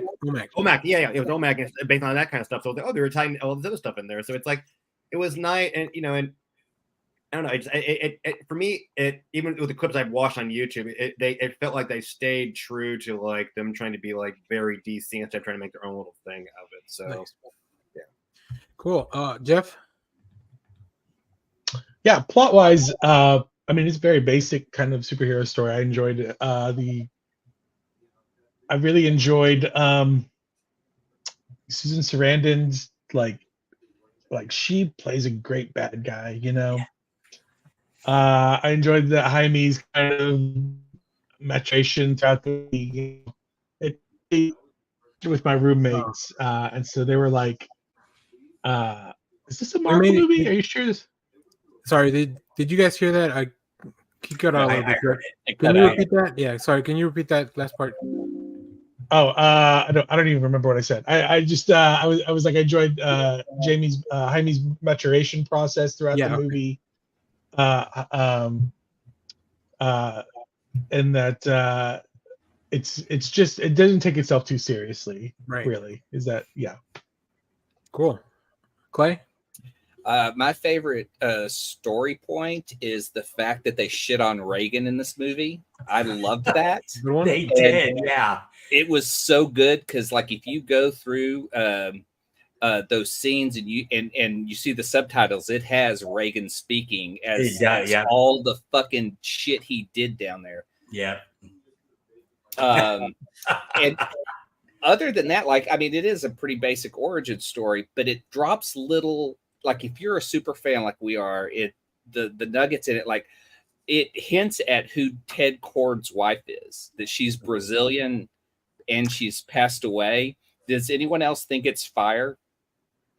From Justice League? Oh, I did not think that, but that I didn't even think of that. Like, I didn't think that far because I did. I mean, the actress that plays and is Brazilian, and she does speak Portuguese at some point, like when they're in the helicopter. Right. Yeah. Right. Which is a bit of a, like, you're not expecting it, right? Suddenly she speaks That'd be Portuguese. cool. Maybe she can take on the fire mantle in the future. If, like, I don't know. I haven't read much Jenny Cord, so I don't know.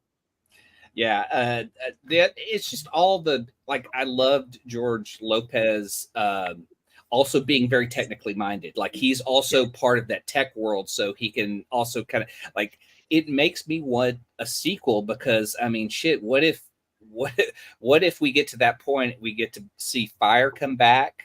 Maybe that's why she appears dead.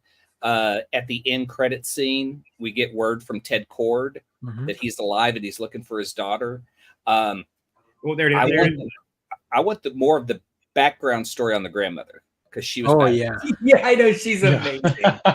Nana for the win. Let me tell you. Yeah, I mean, but it was just all those little nuggets that I loved the most of all because the story is pretty much an origin story. But I do love how they say take your pain and turn that into power. And then you grieve afterwards. Like, that was a really great emotional point. It was very hard. Yeah. And if they had not, oh, I'm sorry, Danny. No, go ahead. Well, I was gonna say, when the grandmother says this is not the time for grieving, we do that later. For me, the beat that was really important is right when they're done, just like, now we cry, right? And that was so important, and I love that they included that in the movie. Yeah. So. And the villain death was awesome. Oh. Like, just dragging her into the fire. Yeah. Before he was like, that's how my mom went out. That's how you're going out. Yep. Yeah. Yeah. So, I also really appreciated the story. It's very simple, but I like a few things that really stood out to me. First of all, there's a lot of heart in this movie, and there's a lot of tough stuff to watch. Like, you see Jaime's dad pass away.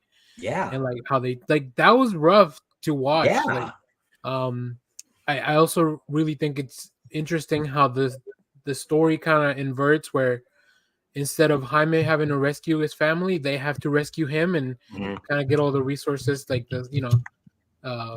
I love all, like, just them going to the Beetle and the, whatever.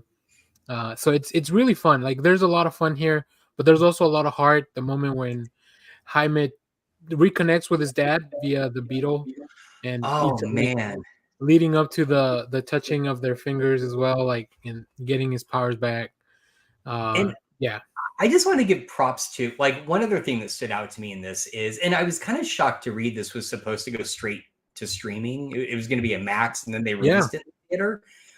The effects in this are so much better than in The Flash. I'm sorry, but they are. 100%. And the moment that stood out to me is when he sees his dad, and that moment, and behind were just that landscape of candles. I paused it and I was like, that is beautiful. Like, it was just, it's like they understood what the effects needed to do here, and The Flash didn't in a lot of ways. And so I don't know. I love that. I also want to give props. You guys have said, and I agree, that the story is pretty basic, but I feel like the story had to have all those beats because it really is playing with the tropes of a superhero movie, right? We're going to not do the identity because it's about his family knowing this. They're going to rescue him, right? It's like it had to have all those beats so it could riff off of them to a certain degree. And I do love the ending of let's find out why the bad guy is bad. Like, they were able to show that in a montage and give him almost a sense of closure in the way his character ended. And that was great. Yeah. He's also just part of he's a consequence of all the evil things that she's been doing. Which I like. I don't mind a villain not being redeemable. Like, not everyone has to have the nuance of like Thanos or Loki, right? Like, it's okay to just be like, what's the Guardians villain? The evolutionary, High Evolutionary. Yeah, it's okay to just be like a complete asshole, and I think that's kind of what they went for on this one. So, Cool. All right, let's move on to some of the cast and the performances. If you guys have anything on that, feel free to bring it up. If not, we don't. You don't have to come up with something on the spot. But I'm gonna go back to. Let's start with Clay this time around because I know you guys stepped away for a second in a minute. So let's start with you on the characters. Any standout performances? George Lopez steals the show. I mean, he's got the best dialogue. He's got the truck. He throws his tech at the villain in such a cool way. That was amazing. I was like, is he just going to hit him with the truck? And it was like, boom. Yeah. I was like, that was awesome. And you can tell he watches Fast and Furious, of course, because family. Family. Cool. Yeah, I mean, the family stands out. Like, I love his relationship with his sister, and she gets him a job, and just I could only imagine the actress having to do the scene where she talks about going to the toilet where they get fired from work. She's like, but it is that brother-sister relationship because they have that dialogue that is just raw like that, and they just kind of like get at each other but still love each other. You know, it was the love in the family that stood out the most. That was just like, wow, that's just like so nice to see. But then even when they had problems, they were still together. Like I'm trying to think of a Marvel family that would go try to save their superhero family member. And I don't think there's that storyline that exists in Marvel. The closest is probably Guardians 3 that they're trying to, rescue Rocket, but that's it hasn't been done, but I could definitely see all the side cast of the MCU Spider-Man going to save him, which they kind of do actually in No Way Home, right? Yeah. Okay. Too bad they don't know who he is now. Yeah, I know. Yeah, nobody knows. Wah, wah. Well, I mean, they haven't done any FF. If they ever do an actual good FF movie, that would be something like, it's the fam. They are the first family of Marvel. Right. So Yeah. I guess Roger Corman. Yeah. Roger Corman. The cons have come close in Miss Marvel. Yeah. Oh, Miss Marvel. Oh, yeah. I guess I still need to see that. You guys need to watch the Marvels, and I think a lot of the good things from this movie, I feel like translate over to the fun of that film as well. Okay. So maybe once y'all get to watch it, we'll talk about that as well. Okay, Jeff, any standout characters, performances, anything? So I watched this movie with my roommate who grew up in Mexico and knows a lot more about just like the actors and stuff. He like every time the dad was on screen, he was like, "This actor's so amazing in Mexico," and he would be like, "I wish you," because I don't speak any Spanish hardly. And he was like, "I wish you could speak Spanish so I could show you all this movies that this guy is in," because he's just like, he was over the moon about the dad actor. I think that Damien without having any, yeah, and I agree. I was like, he's done a great job. As somebody, I'm gonna slightly pivot.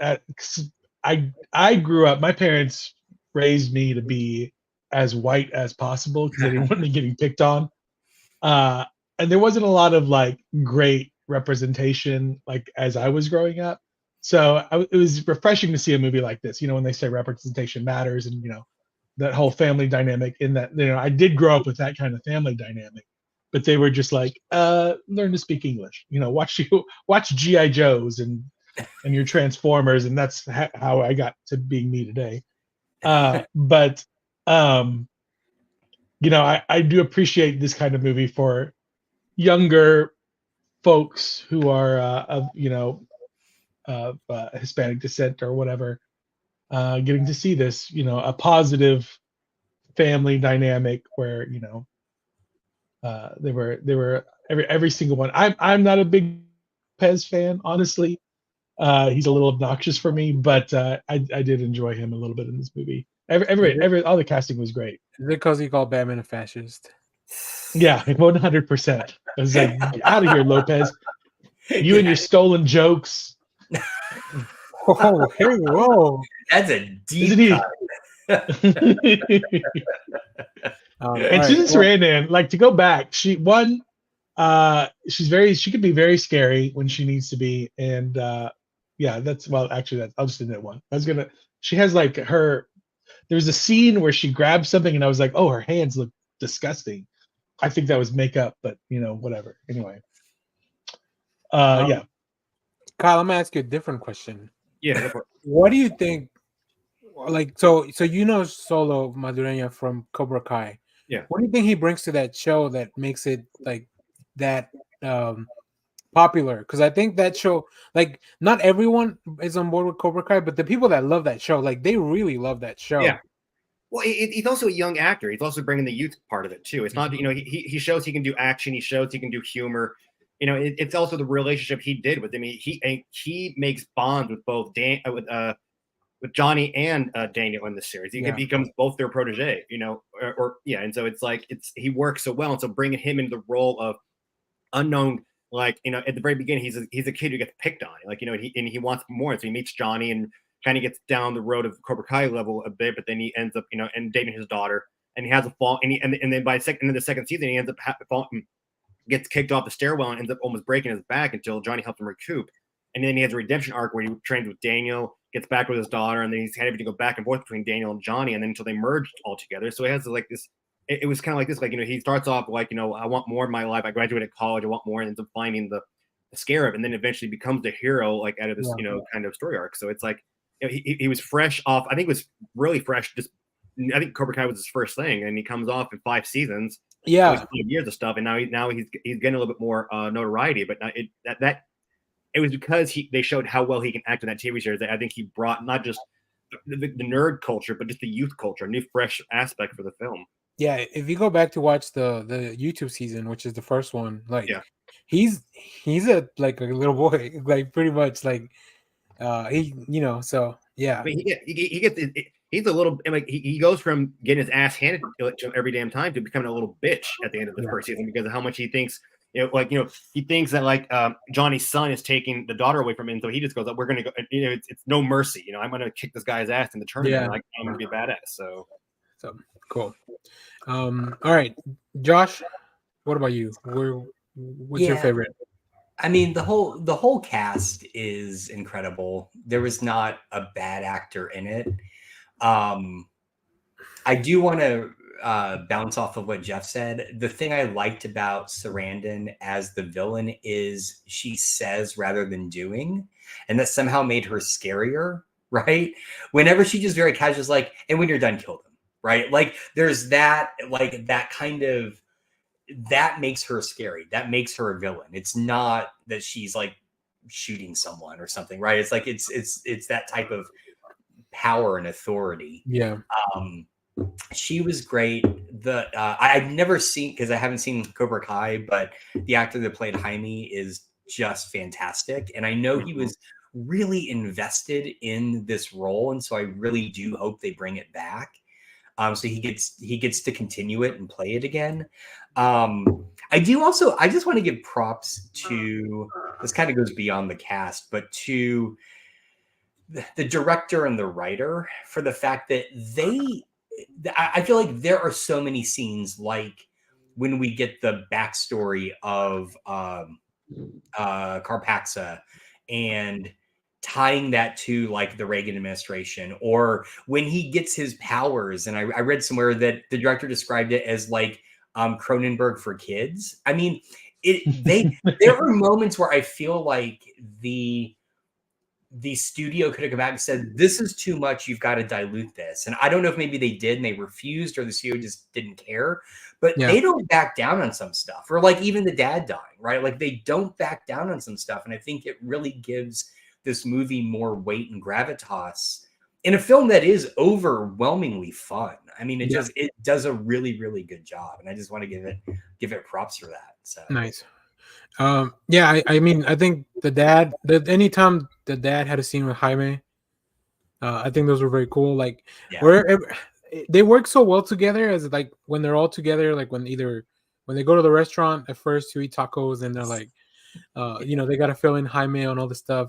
Or when one of my favorite things is when they go to Jaime's job interview and they drop them off. Yeah, I know, that is so great.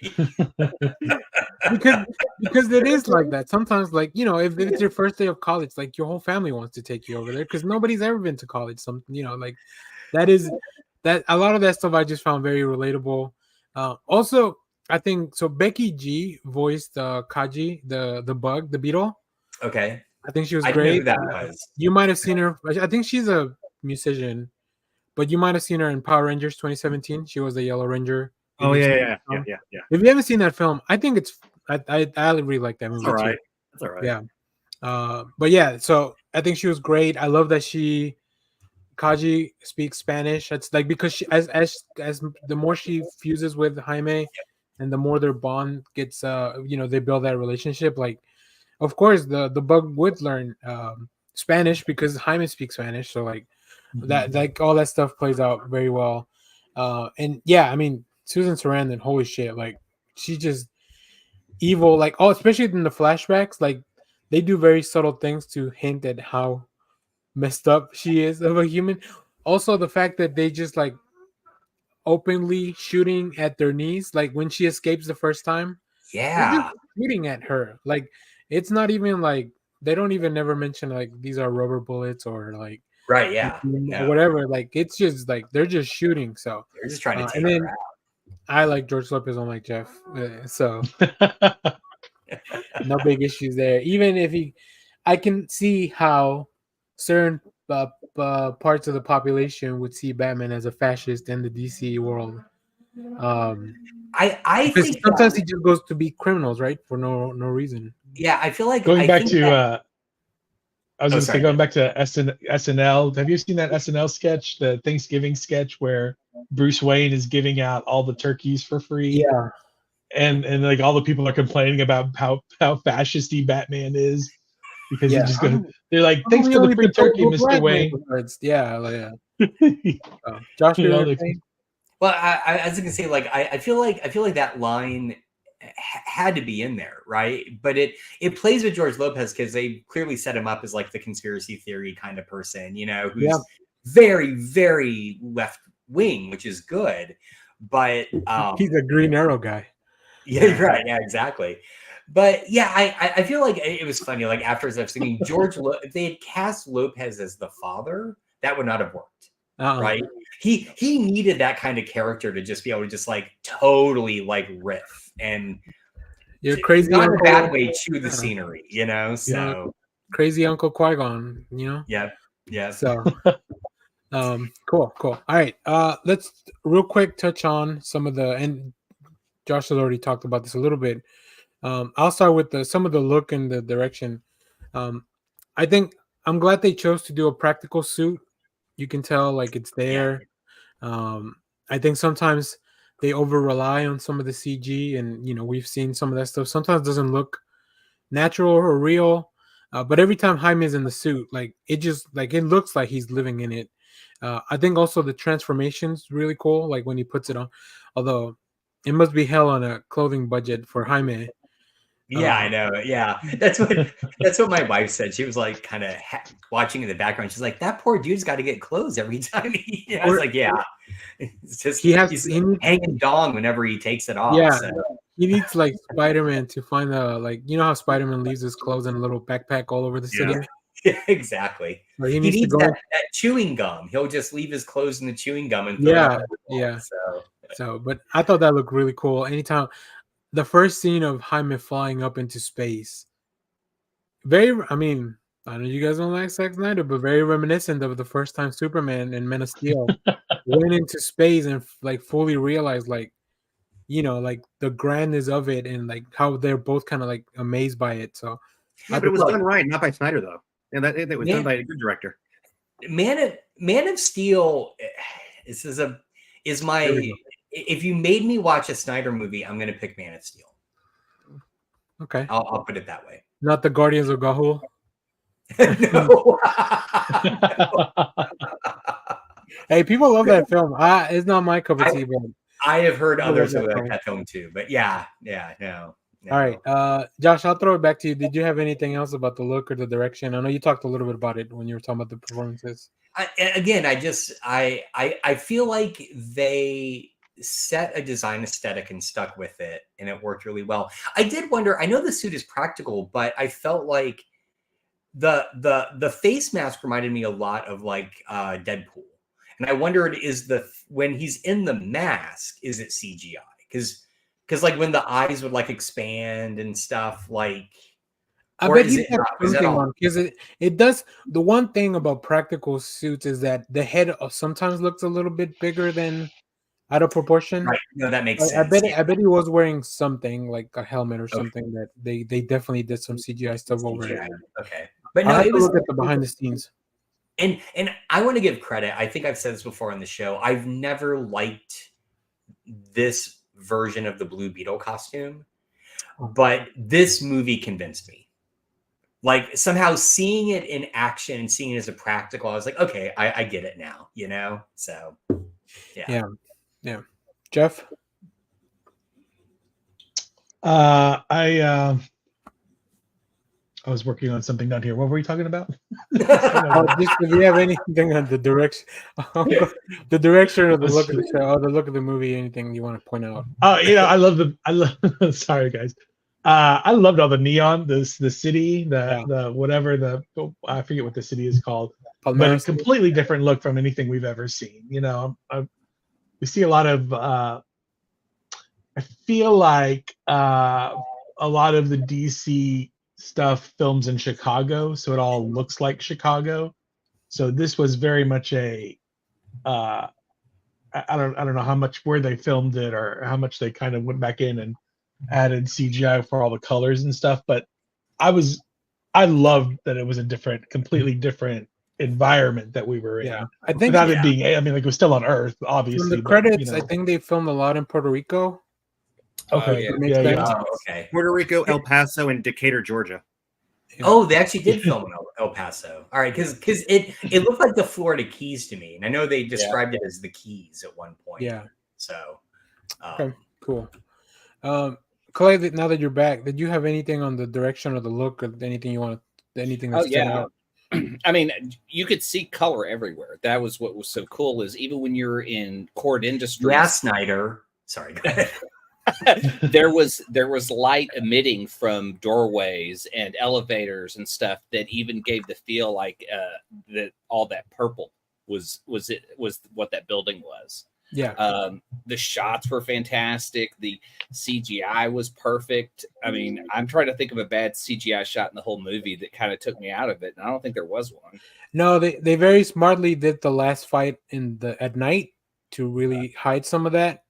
Because I feel like that's where it would have put, like, if there was something bad, it would have been there probably, like that came out, because there's a lot of action at the end, right? When OMAC, which is, I still can't believe there was an OMAC in a film. That's I know, that was also kind of a cool thing I really dug, was using that as like a way to kind of tie those together. Yeah. I would have just liked to see like maybe Batman show up at the end and start looking at the OMAC stuff, but they blew it up. Like I wanted him to kind of, eyeball it and maybe have plans. Or like a Wayne Industries truck cleaning up or something like that. Because Jaime was wearing a Gotham Law sweatshirt or jacket or something. So like that's where he went to school, which I don't know, going to university all the way to Gotham feels like I guess maybe you got a scholarship there from the Wayne Foundation, maybe. Yeah. The inside of the Beetle vehicle. Oh yeah. I mean, like how many times have we wanted to see a live action Beetle, and they had it not only inside and out, showing it crawl up that castle. Oh yeah. I mean, and just even like the detail on like Ted Kord's gun, it's almost like a 50s style look. It's very big, and they retained that in all of his guns and his tech that he had there. I even love the power glove. The power glove. Yes. The power glove showing up. Like all of it was just great. Now, the one thing I do have, like he does have like the Beetle cave, and he has his uniforms, but one is missing. Do we have any theories on why that one? Or I mean, we know he may have it, but I think he's wearing it. One of them is Dan Garrett's uniform, right? Yeah. The first one's Dan Garrett's uniform. Then it's the Cord Beetle from the figure that you guys just showed. So I wonder if he is wearing. Also, I think one of the suits had like a little pillow around the mannequin because maybe he's gotten a little bigger.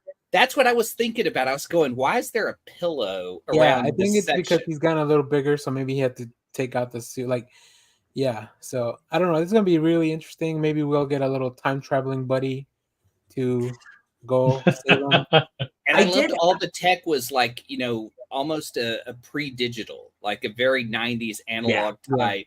Even the watch, right, is like an 80s Timex. But I thought I really loved how, rather than just saying, oh, this looks like Batman stuff, but like this, but then the explanation, which is, well, he had a sense of fun. And I thought it was so important, right? Like, one line, it's all you have to say, and you kind of get a sense of exactly what this character is like. He's not a dark, brooding Batman. He's like, I'm going to fly into my bug ship. I'm wearing a bright blue costume, and it's going to be enjoyable. So, right. He's what's the character from Watchmen? Night Owl. Yeah. He's a fun night owl. Night Owl. He's not having sex in the bug ship, let me tell you. No. Hey, you don't know what he's done in the bug ship. When he was younger, maybe he got a little crazy. Now, that would be funny if they do have the sequel. We see Ted Cord, and Ted Cord recounts stories of him and Fire together, and they do it. And Hallelujah starts playing. Hallelujah. Hallelujah. Oh my God. Cool. All right. To kind of close this out, is there any comments on like how good of an adaptation this is from what you guys have read from the comics? I think there's a lot of Easter eggs and a lot of fun stuff, but anything on the adaptation that kind of jumped out? And I can get us kickstarted because I've actually read a lot of more of the recent Jaime Reyes stuff, and like the voice. Josh Trujillo is currently writing the Blue Beetle series, and also wrote the Graduation Day, which was prior to this. And the voice, like, it sounds very similar. So like, I don't know if DC behind the scenes gave Josh like an update, like, or like, hey, this is kind of what the movie's like. Maybe you want to, capture that feeling. But I like that a lot. I like that the books I like when the movies kind of push you back into the comics, or when the comics start to reflect that stuff. But is there anything else on the adaptation that you guys kind of want to talk about? I mean, the thing I enjoyed that you don't get in a comic book is the transformation, because it was almost a full body horror, the way it encapsulated his face and then got in his mouth and teeth, and he just is screaming. Like, you don't get that out of the comic book page unless your artist is just knocking it out of the park. But I really felt like that body horror moment where he's just being eaten by these nanobites or whatever the scarab was putting across his body was just the coolest. Well, I think you might have missed this. Josh was saying in an interview with the director, he said he was trying to go for like Cronenberg for kids. Oh, yeah. So I think just based on your description now, I think he nailed it. Yeah, I like all this. I think Victoria Court is back in the comics now. She's a big part of this main arc. So this is the first I'm reading of that character as well. And I just haven't read as much. Unfortunately, by the time I got to reading comics, Ted Cord, Blue Beetle, had just died. Like, he had just been killed. And he hadn't been brought back yet. So there's not a lot that I've read, but I don't know, Kyle, from the stuff that you've read before, is there anything specifically you like to see adapted? No, just bring. I want to see Ted come in. I want to see Ted. Yeah, and if the rumors that I was or they were announcing as to who they're supposed to be playing Ted. Oh God, I have to look. Ted Lasso. They were not playing Ted Cord. Huh? Yeah, they do from Ted Lasso. Sudeikis. Yeah. Rumors are they're talking to Sudeikis about being Ted Cord. That'd be perfect casting. Yeah. I was trying to listen to the voice, like, is it Jason Sudeikis? But they modulated enough where there's like, they can kind of leave it open to really anyone they cast. Yeah. But yeah, I like him. I think he'd be good. And we already know, like, how do you pronounce his name? Jaime Zola? Madureira. That's what was that again? Madureira. No, how was his first name? Oh, Reyes. Jaime Reyes. No, the actor's real name. Oh, Solo Madureira. Solo. So, okay, Solo. Yeah. So like they announced he's actually one of the three actors that's actually coming back for the new updated Guns universe. Yeah. But his whole family has to come back. It can't just be him because they are the actors. Like, it's Amanda Waller is coming back, Zolo, and then a Peacemaker. Cena will be back as Peacemaker. We need a one shot of Nana in the Revolutionary days. To me, I've always wanted to see like a Legends of Tomorrow type ship. Wait a sec. that starts off a DC movie, and then it's just the remainders of this DC universe, and it's Jaime, maybe Wonder Woman. What? No, go ahead. Oh, okay. Yeah, just whoever you would save from this universe. And I feel like the Doom Patrol should be saved. Like, I would love to see them like leave this universe in a crisis-like atmosphere. Well, that's what they're doing. They've already announced. It's not just the animated, but eventually, I think they're leading to the live-action Crisis movie. They're going to work up to an actual Crisis Infinite Earth movie too. They should just reverse Marvel. They should have a Crisis movie first with all these superheroes in it, and then deconstruct it down to them trying to live in these new universes and introduce who they are through that, and just have a fucking big-ass movie to start with. But I want to go right back to earlier when Clay said that Doom Patrol is like the greatest comic book series out there. How about Peacemaker? I think the only Wow, awesome series. I'm sorry. That was awesome, but I don't know. Yeah, I think Doom Patrol overtakes it only on the fact that it's also a very faithful adaptation of a very specific run. Yeah, I haven't read a Peacemaker show I haven't read a Peacemaker book that feels like that show. I think they're kind of leaning that way now. Yeah. But overall, as a series, I thought it was fun. Yeah, I think it's fantastic. I mean, what Loki series? I mean, we brought up Loki, and what series was Loki being, faithful to? I mean, it's its own thing. So yeah, true. Yeah. Okay. Cool. Well, let's go to the. What about that? What about that Generation X movie that Jeff, we talked about a few weeks back? Don't make me drop you out of this. I can't believe none of you fuckers are talking about Agents of S.H.I.E.L.D. God damn it. No. What about that awesome Power Packs, pilot that they made? Hey, you know what I should do? I should just start having random viewings, and I'll pull up all these and just have like live watchings of Power Pack, Gen X, and all the 90s stuff we got. Don't forget the Hawk. Yeah, exactly. Yeah. You got your second best Nick Fury ever. I hope if we get a multiverse that we do see white Nick Fury meet black Nick Fury. They just point at each other. Yeah. No. What about it? What if Deadpool 3? Deadpool 3, we actually get the Hoff as Nick Fury in there. That could happen. I really dig that. I dig that idea of like a Hasselhoff showing up as Nick Fury, and then him and Deadpool just having exchanges. Nice. Okay. Just to close out the Blue Beetle talk, if you follow us on Letterboxd, you probably already know what our score is, but we're going to score this from 1 to 10. I'll start with Josh because I saw you posted it on yesterday. Just giving away the product for free. What's your score for Blue Beetle? Out of 10. 10. Yeah, 9 or 10. I mean, it just go in for fun. Again, I want to reiterate what Leonard Kim said earlier. It's the superhero film genre needs movies like this. It needs movies like this and The Flash, and it needs comics like Fantastic Four. It needs things that are not trying to be like so dark and brooding. Like we had that in the mid 80s. Like give us some fun back, and these things are doing it. I'm here for it. So fun and color. Yeah, Snyder. Sorry. Jesus Christ. I'm going to do a supercut of all the times you said yes, Snyder, on this episode. That'll be our do a supercut of every time that you trigger an Apple event. Or just to the ending with a voiceover of Josh going, yes, Snyder. Son of a bitch. I'm going to feed it into an AI and then have it do it'll change the tone. Voice. That's right. I love Zack Snyder's Jeff, film. Jeff, you got a score? I'm gonna give it an 8. A good solid 8. I figure it's it's not a perfect movie. What is? But, it's all because of George super duper fun. George Lopez really took me out of the movie. Huh? 2 points off, and I'm done.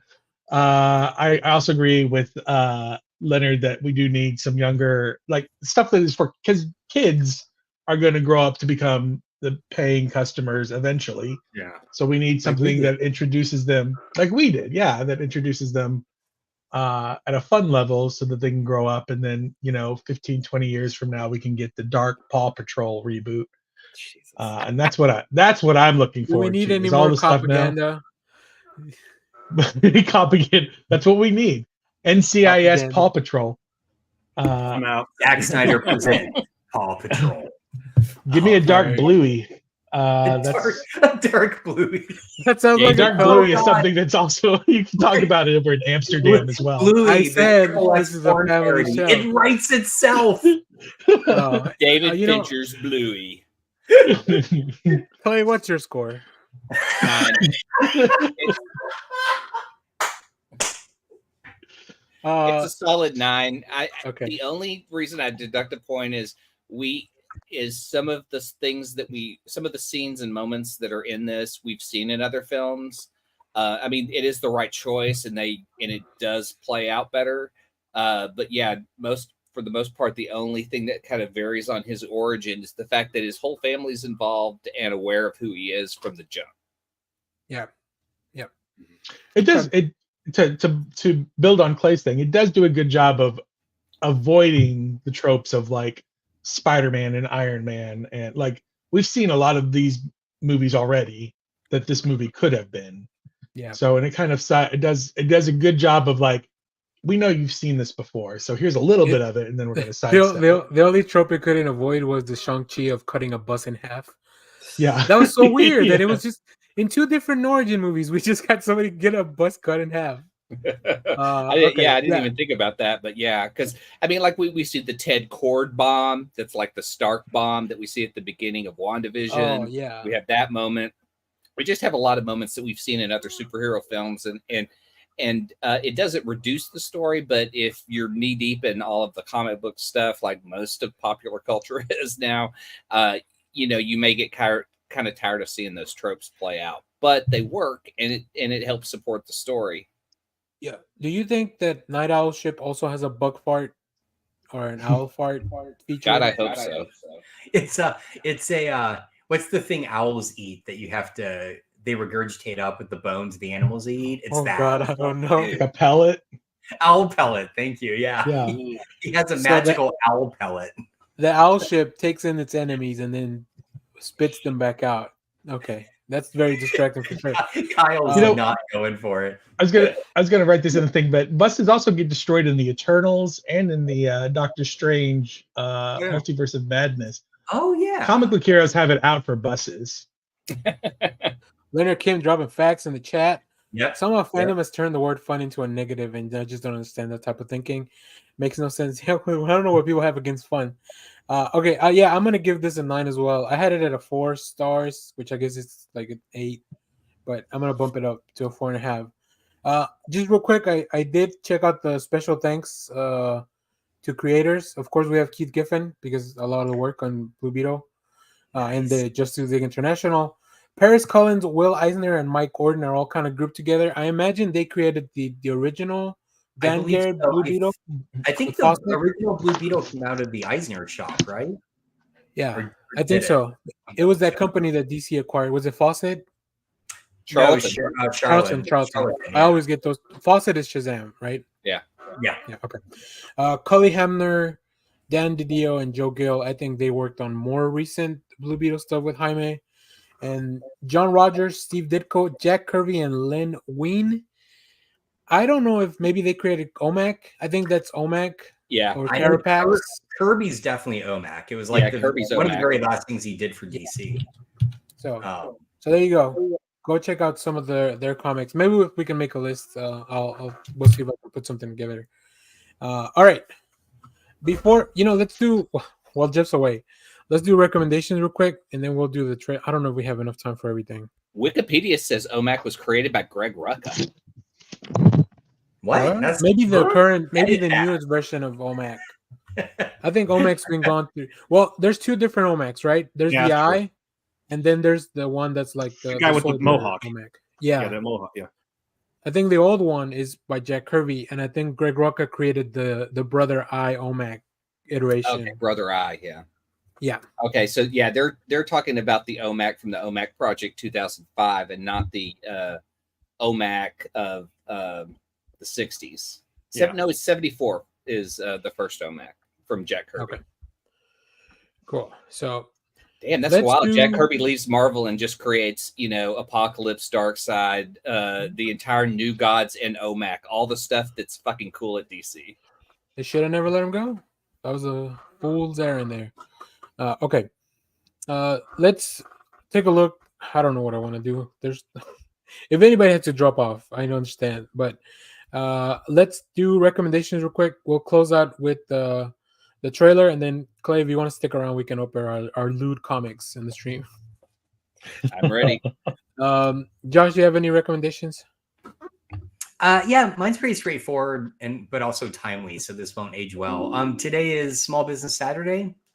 Get out to your small businesses. I plan when we are done to go hit my friendly local comic store and game store, which are having Small Business Saturday stuff. So go support your local businesses. And I mean, it is timely, Josh. You can go support small businesses any day of the week. Very true. Very true. You just won't be getting discounts. Let's put it that That's way. right.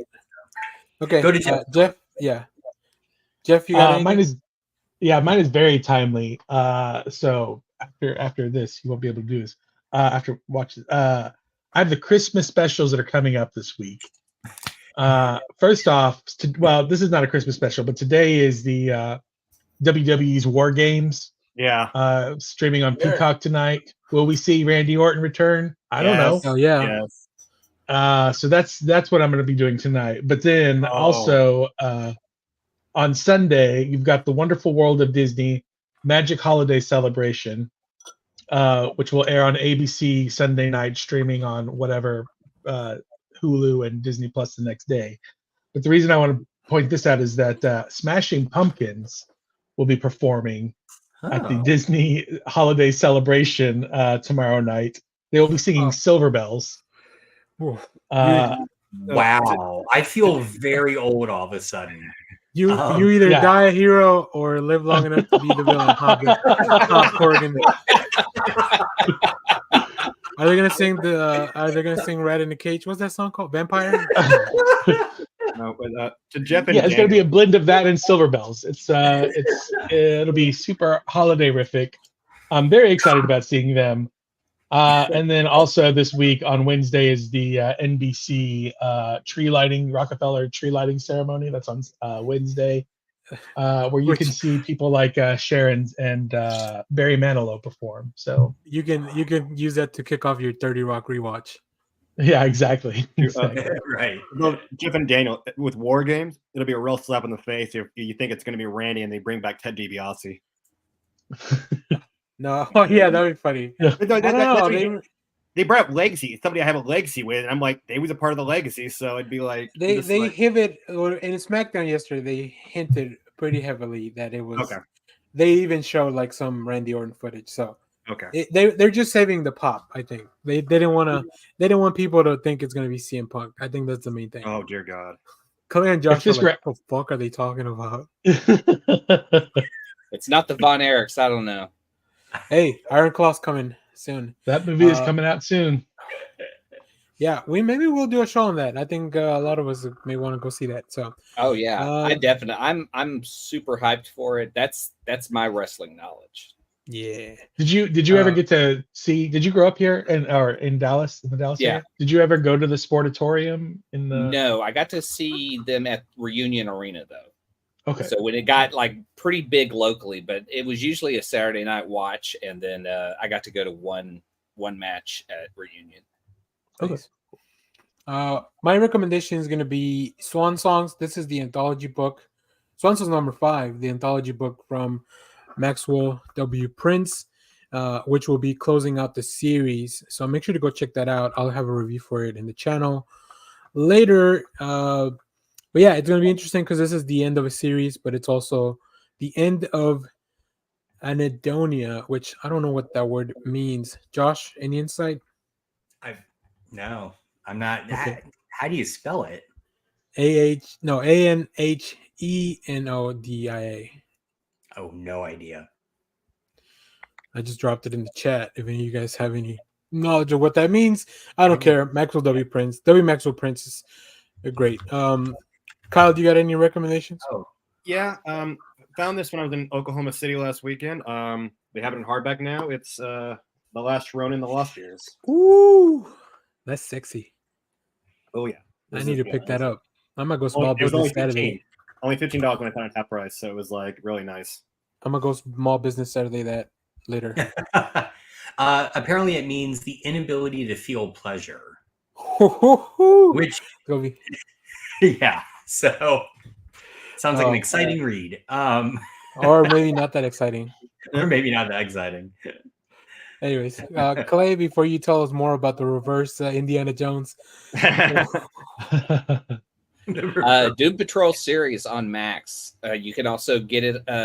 You can get the Blu-rays are available for I think 1 through 3. I don't know if season 4 is left because they just finished. It just wrapped up, right? Yeah. So probably the most comic accurate, best series out there. I mean, I just don't know how much more love I can give this show. Other than I think I'm going to just go on a Doom Patrol rampage through all their stuff, and I may make a few videos out of it. Nice. Well, I'd love to hear that. All right. To close out the show, it's a very short teaser trailer for the Justice League Crisis trilogy. Yeah. That we'll be getting out from DC Animated Films. So let's check it out. Hopefully you guys can hear this.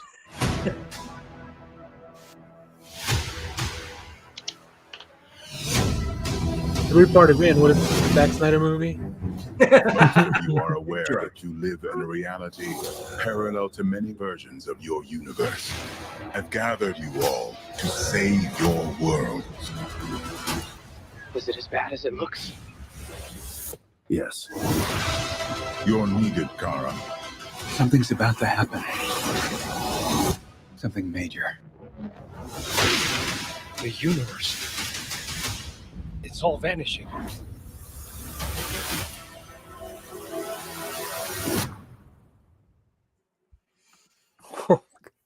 That escalated very quickly. Clay, you have Did thoughts? not like the art. You don't like the animation style? I thought it looked cool. I'm not a fan of. I mean, again, as much as I like the Doom that came to Gotham, I'm not a fan of this kind of new DC animated look. Okay. It's hard for me to get into because it reminds me of Archer because of the bold, dark outlines. Yeah, and so I'm just like, where's the funny? Like, where's it? Like, where are my head gets confused because I don't mind the bold lines. I think the thing is, like, I see this, and then I remember watching that now canceled or maybe re-picked up Batman Bruce Timm animated series, and I'm like, that's what I want. You know, like I want more of a style. I guess I don't know. All the characters always look so young, and I think that's what really bugs me. Like, give me some. Trying to get the kids. They're trying to get the kids into this. Kids love a good. I was kind of hoping that they would have, because it's a multiverse, they would have used different animation styles. Oh, that would have been about. That would be great. Oh, because then you could have brought in like that kind of Bruce Timm. Yeah, it would have been fun if they'd gone back to like Super Friends animation, you know, like a Super Friends or a. You just sold me on a version of this we're not going to get, because I think the thing that was bugging me about this is, what is the point of having a Crisis animated film now when the whole point of the original comic was we need to reboot the universe? What other universes are they pulling from for this? Right. So who is this character with the A on it? It's Amazing Man. Amazing Man. It's from the All-Star League, and then also in Justice Society of America. Oh, I was gonna say the Amazing Man I know was like cartoonish. Yeah, but but his power is basically he's like sort of like the Absorbing Man. Oh, okay. Okay. Now, question, because now that we all kind of know, we've all read Crisis, or at least know what happens in it. Oh yeah. How do you guys feel about Crisis? knowing? How do you guys feel about knowing what's going to happen to Barry? We don't know that's going to happen. Oh, Barry dies. It's got to happen. No, they didn't do an Arrowverse. They didn't do an Arrowverse. DC loves killing Barry. Yeah. Yeah. They love it. Who thinks Barry dies? Barry dies?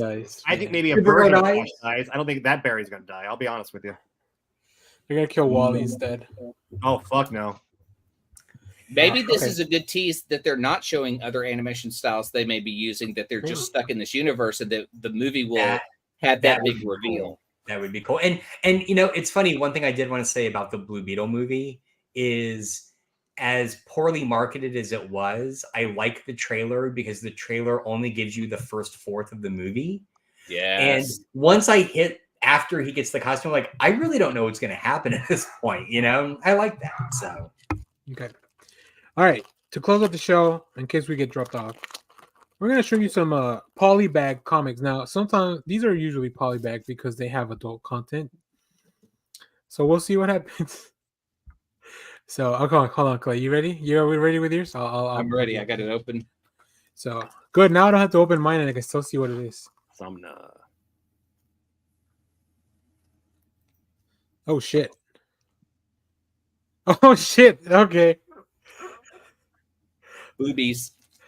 They didn't hold back anything on that one. Nope. All right. So you And can then open yours? Yeah, this is red light. I guess I'll just be brave like Clay and face it to the screen. Whoa. Oh. Oh, that's not that graphic. I mean, there's nothing in the back. No. There's nothing This there. is, I mean, I can see you don't want this at a comic strip in a comic book shelf, probably, but it's not. I think Mine Sodna's is- a little bit. Yeah, This is cover G. yeah. Tio Olote knows how to draw some sexy covers. All right, cool. Well, with that and if we were still putting this out in audio, the name of this episode will be the Reverse Indiana Jones. So, okay. Well, I think we're done. Anything else you guys want to tell the viewers? Thanks, Leonard Kim, for stopping by, dropping some knowledge. But if not, let's get out of here with. I'm glad we covered some Texas film history. Walker told me I had AIDS. what the hell? When we talked about the filming in Texas history, I wanted to put together a clip of the best thing that was ever filmed in Texas, and it's just that clip. Yeah. So, all right. It's that clip and then Giant. I love seeing Josh just lose it over. All right. Bye, everyone. The most important thing in life will always be the people in this room. Right here. Right now. Salute me, familia. Salute. Thanks, everyone, for watching. Peter loves you. Oh, yeah. Clay? Hail Bebo. Josh? Simon Center, get the fuck out.